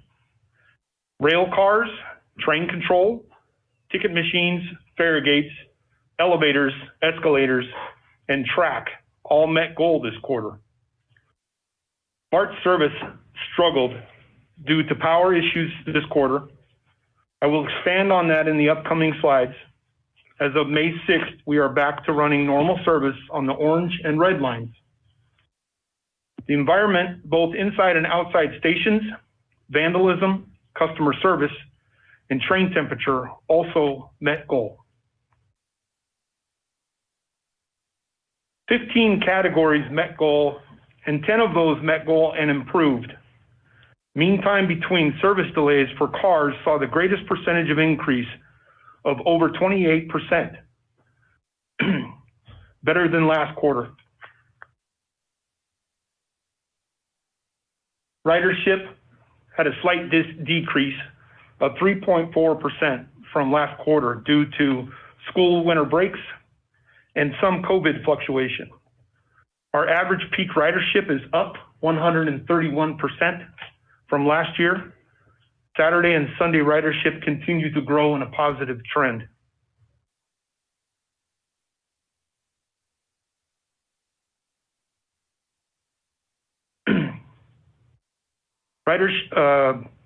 Policy, biohazard, quality of life, and police presence complaints decreased by a range of 37 to 51% compared to the same quarter last year.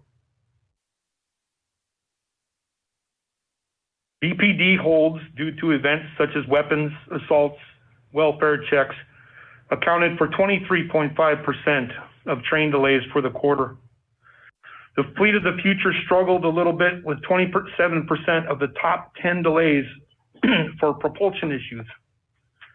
Staffing accounted for 20% of the total transportation delay, resulting in canceled trains due to the Omicron variant.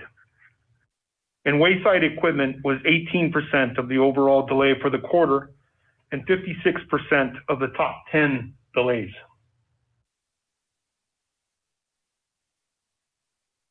We saw a significant improvement in January and February. March service declined primarily due to the R-line cable issue. The R-line resumed normal service earlier this month. The legacy fleet showed improvement from last quarter, and the Fleet of the Future was only down slightly. We are accepting cars, and the schedule shows a delivery of 20 cars per month starting in May. Car availability was up this quarter, and February, oh, I already mentioned that. Car availability was up this quarter.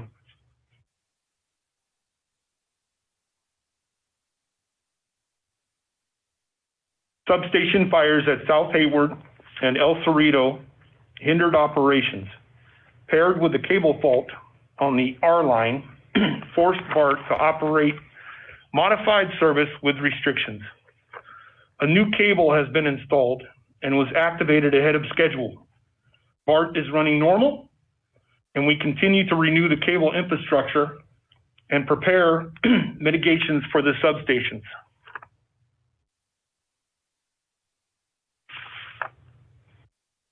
The track department break.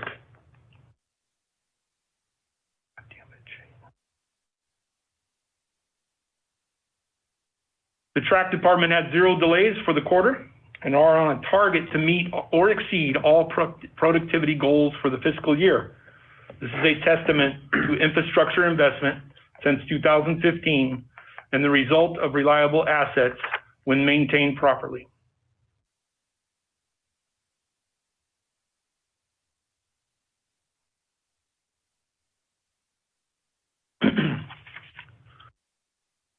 Fare collection started the upgrades for a single board computer project. This change will help us with the clipper, security compliance, and tap to add fare, just to name a few. Environment outside stations met goal.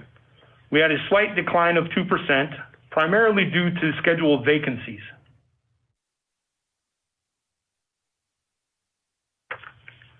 Train interior cleanliness, we met goal. We did not meet goal. Scheduled vacancies was the primary driver. As mentioned in previous board meetings, we are focused on hiring utility and system service workers.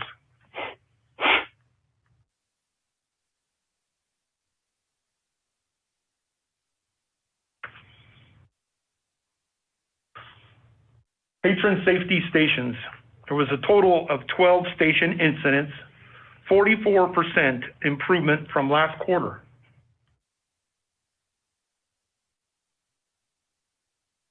Bart had 88 lost time cases this quarter. Our incident rate was 9.17. We did not meet goal. It was a 49% increase in lost time cases compared to last quarter, primarily due to the Omicron variant and exposure injuries.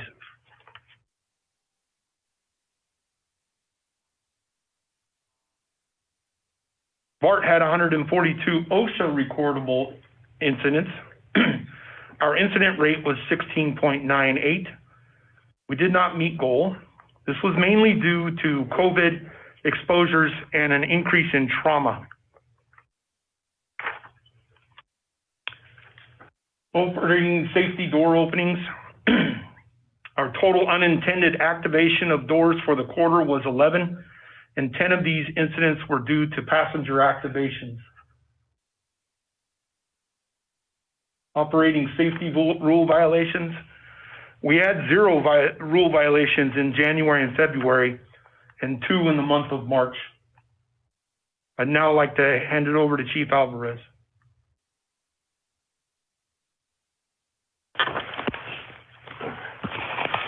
Good evening, Directors. Chief Ed Alvarez. So for presence, we had a slight dip this quarter at 8.5% with the goal of 12. We continue to emphasize the importance of visibility and presence to all our uniformed personnel. We have also prioritized our presence on trains and in stations based on the data that we currently receive through our crime analyst, particularly in the evening hours. We continue our fixed post with our personnel at the Civic Center station during revenue hours, which also includes a set of ambassadors that ride trains in that same area of the system to support our presence enforcement. This deployment has been proven to be successful with the decline in calls for service at the Civic Center station. For crimes against persons, overall, the total cases of crimes against persons showed a slight increase from 88 reported incidents last quarter compared to 97 reported incidents this quarter. Of the reported incidents, 39 were robberies, 18 of which involved the taking of an electronic device, an additional 41 involving cell phones and other electronic devices were taken from the person without force. For auto burglary, our goal was met in this category, coming in at 2.04, which is well under the quarterly goal of 6. We had 98 reported incidents this quarter, which is a 14.78% improvement from the previous quarter. We continue our visibility efforts in our parking lots and structures by our police officers and other uniformed personnel. For auto theft, our goal was met in this category. We came in at 1.14 with a set quarterly goal of 2.25. For this quarter, we had a total of 41 reported stolen vehicle incidents compared to 62 reported incidents last quarter, for a performance improvement of 25.45% from the previous quarter. For our response, our response time goal was met this quarter at 3.38 minutes, which is below the set quarterly goal of 5 minutes for emergency calls. This is 22.83% performance improvement from the previous quarter. And for bike theft, our goal for reducing bicycle thefts was met with 24 this quarter compared to 26 in the previous quarter, as we continue to be well under the goal of 100. That concludes the presentation. Available for questions. So let me lower my hand and start with Vice President Lee. Oh, are there any public comments? Oh, public comments. I apologize. Thank you. Yes, Director Duffy, we have a public comment. Great. Thank you so much, Janice.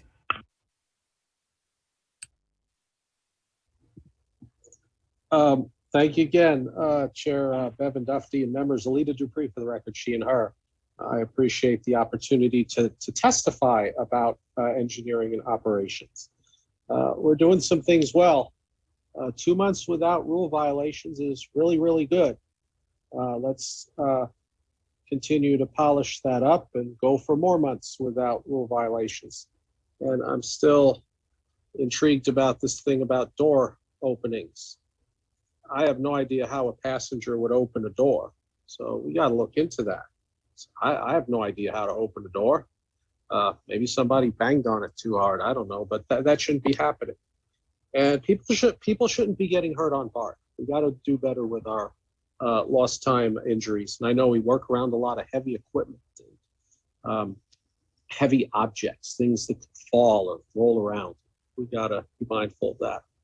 And we are, it seems, doing better with the elevators and the escalators, because I did travel with a friend in San Francisco and used the Mission Street elevators. And so I got to see to a point what that was like for my new friend. It's not easy. And the power issue, and I talk about electricity a lot. The substation fires, I mean, that's disturbing. We have to find out why. Is it because of stress on the system, because the draws are too high and we're getting things hot? Or was the substations intentionally set on fire? I would hope that those facilities are secured. And I know I talk a lot about electricity. I hope you got to read my letter, and I did talk a bit about electricity in my home and electricity also in Grand Central Terminal, which is located in New York City. And you know, electricity, it's like aircraft engines. I mean, how often do you hear about an aircraft engine catching on fire? It's rare, and you don't want it to ever happen. So we don't want that to happen on our BART. We want to have aircraft reliability standards with our electricity. And yeah, trying to keep the system safe, it isn't easy. I want more presence, certainly to see the differences of all of us in the world, as we're a very diverse community. Everybody should be able to be safe on BART. Nobody should be afraid to ride on BART, even if they're afraid of flying on airplanes. And there's really no reason to be afraid of flying on airplanes. There shouldn't be a reason to be afraid on BART, but people are. The Clipper work with those vending machines is good, but we have to work on continuous improvement because BART is the people's system. Thank you. Thank you. Other public comment speakers? Madam District Secretary. I don't see any additional hands raised at this time, Director Duffy. Great, thank you. Vice President. All right, first, go Doves. They just won. And thank you so much for winning, because you are going to help our ridership, as I know we're going to have more great ridership days during home games in the final. So go Doves. The meeting's gone on long. I really just have one comment here on the QPR. But as always, I really appreciate these presentations and being able to see the numbers. I already talked to Shane about this. But I know that due to staffing and a variety of other reasons, we unfortunately have been seeing more canceled train runs. I've been hearing it anecdotally, and we are seeing the numbers here. I would say that I don't really think our QPR data really shows the impact of canceled trains. We have those 2 slides on on-time numbers, but having a train delayed is a lot different than a train being canceled, especially depending where you are in the system and the time of day. You could really be waiting another 20 plus, 30 plus minutes for the next train. Honestly, if you were starting to take BART again just to go to work and you were hit with a couple canceled trains in a week or so, that would seriously make you want to reconsider taking BART as your regular commute mode. So I would ask staff to bring back more information to help us track the increase or decrease of canceled train runs. I'm not asking you to add another slide in the QPR, but as we were talking about service, I would like to see more clarity, or just provide that to the board via email. In addition, I have heard a lot of complaints that our real-time departure info doesn't show canceled trains, and often people will show up at stations only to find out that the run has been canceled. So I know that this has been brought up to a variety of BART staff in recent weeks. I would really like to see ways that we can better push out that info. Ideally through the live data we push out that gets incorporated into Google Maps and other transit apps. So I just want a little bit more attention there, because I know it's been a particular issue with our services last quarter. Thanks. Thank you. Director Rayburn. Thank you, Chair Duffy. And the traction power issues, what a perfect storm. We haven't experienced anything like that in the past. I hope to see the forensic report on the fires at the 2 substations, and that we're able to make necessary changes that we don't experience that kind of a problem again. For the chief, I'm concerned about the police presence, and I'm wondering, is there a staffing reason behind that? Are we slow to staff up in some of the new positions that have recently been created, or what's the general explanation behind a lower presence this last quarter? Director Rayburn, I think it's just timing. Our personnel are out there. I'm sure you've seen several of them in your travels on BART. We have all our ambassadors out there, our CSOs, our officers. I even have lieutenants out there riding trains as well. So I think that just the survey and when it's taken, and the fact that they might not just see them at that moment in time is attributed to the number. But rest assured that we have officers out there, and anybody wearing a BART police uniform is in the system 7 days a week. Okay. And we've made, are all the crisis intervention specialists as well? Are those positions filled now? Pretty close. We're at about 85%. We're in the process of hiring the last 4. And hopefully we have those filled in the next month or so. I just interviewed one about 2 weeks ago. It's in the final. They're in the final step of getting hired, and I have 2 more coming to my desk. Thank you. Great. Thank you, President Saltzman. Yeah, a couple of things. One on what Vice President Lee brought up about the canceled trains. I've been getting more complaints about that too, that they're not showing up in the real-time projections. And it seems to me I'm getting more of them like towards the beginning of a line. And I've noticed this because I get on at El Cerrito Plaza, that sometimes when I leave my house, I look and there's a train there, and then I get there and it's been canceled. And it seems to me that somehow at the beginning of the line, maybe it's not picking up that it's canceled. And I'm just not sure if that's just a function of the system or if that can be addressed. But it does seem to be an issue where maybe you guys know it's going to be canceled, but you're not able to put it out early enough. Hi, it's Alicia Trost. Hi, it's Alicia Trost, Chief Communications Officer. I promise you the canceled train data does work. It does have to manually be done, so there's some human error there. Also, a lot of what's going on is that people look after the fact, hey, did it show it was canceled? And the moment it becomes after the fact, the app data reverts to what it's supposed to be. So there's that. And a lot of people are using third-party apps. We were leaders in this area and we put the canceled trip data out to third parties, but we cannot control if those third parties are keeping their things up to date. And I guarantee those reports of people not seeing canceled trips, they're using third-party apps, or there's some situation where they're looking after the fact, but we are canceling the trips. It is a manual process in OCC, so you do have to factor that in, and that may play a role in those end of the line or beginning of the line, right? Because it's like, and they can only cancel them in certain intervals also. So 5 hours before, your trip isn't going to show as canceled. No, 30 minutes before, your trip is definitely going to show as canceled. And so that's what's going on here. Is that we're all still learning. The good news is we're leaders in putting that data out. We're always looking to fine tune it and make it better. But we are being very transparent and we are publishing the data.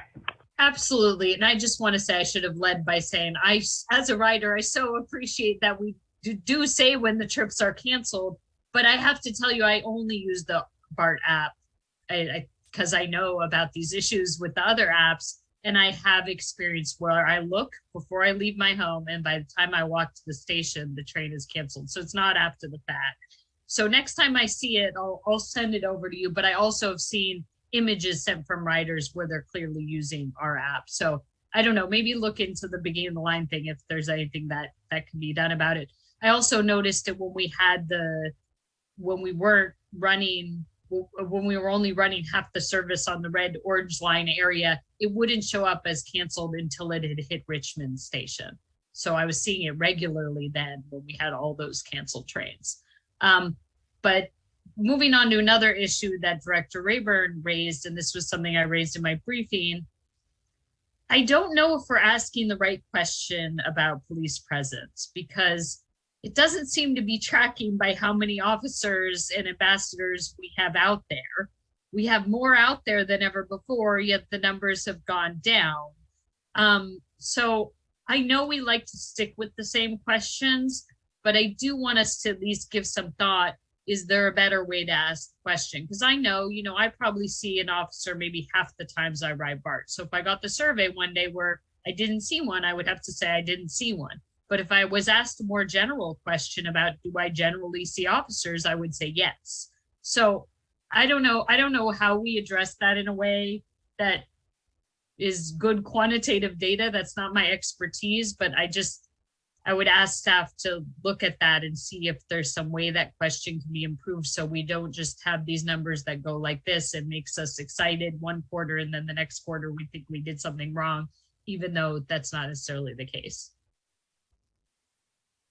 Yeah, President Simon, yeah, absolutely. We'll be working with the General Manager's Office and Mr. Rod Lee to make sure we drill down on that question. Thank you. So I believe this item is complete, and refer back to President Saltzman.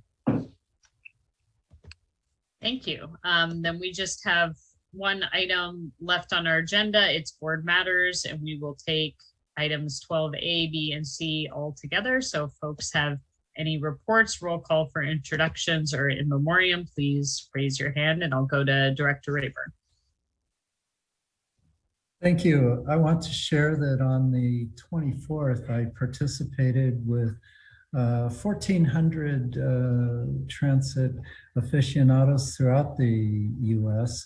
in reviewing the transit equity policy with the U.S. Department of Transportation and Secretary Pete Buttigieg.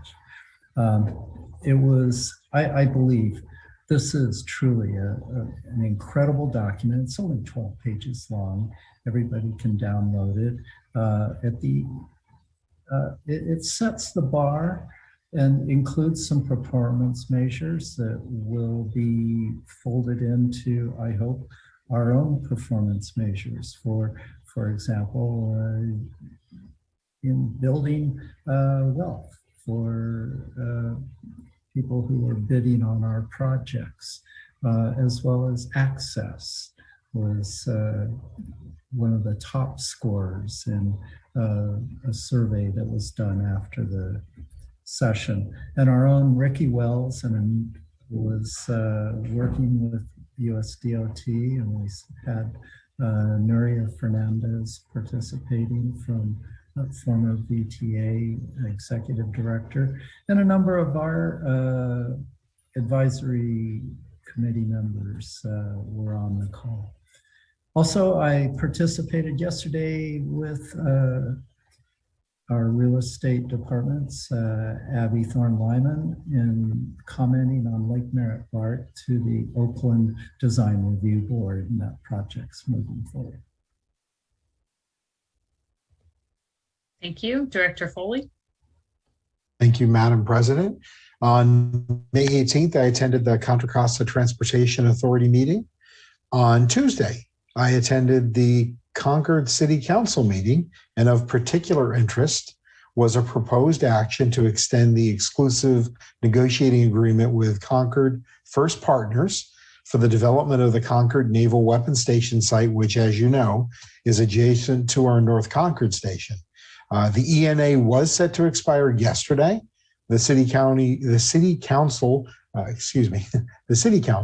voted to extend negotiations with Concord First Partners until January 31st of next year, 2023. So there's a window of opportunity for them to continue their negotiations. I would like to ask staff to get back to me on AB 1621, which is unserialized firearms from Gibson. I know that I've been speaking with Rod Lee regarding this bill, and I'd like to see it come back to support for this board to take under consideration. And lastly, please take time on Monday, Memorial Day, to remember those who gave their lives defending our country and our freedoms. Thank you. Thank you. And that bill is on our next meeting agenda, June 9th. Director Ames. I just want to thank staff for helping on the bike bridge celebration at Warm Springs in Fremont. It was on May 12th. It was a great event. It was so amazing. Even Tom Blaylock, our former amazing Bart director, was there. And it was just a wonderful event. There was music and food and lots of interest in the station. So Tesla was there and they spoke as well, so as I did. So I just appreciate Bart's staff helping on that. And then on the 13th, I worked with the Loney College students. This is a community college in Fremont. They passed a resolution and they want to be included in the Fair Integration program. So they're very excited. They're hoping that that'll get some notice by MTC and the elected officials and the Fair Integration Task Force, but we'll see where that goes. And then on Monday, I attended, on the 23rd, I attended Loney College Tides of Change with Aisha Brown. And really that we had some environmental speakers there at the event, and it was great to engage with Loney College again. So that's it now. Thank you. Thank you. I don't see any other hands raised. So with that, we can adjourn the meeting. Thank you, everyone. See you on June 9th.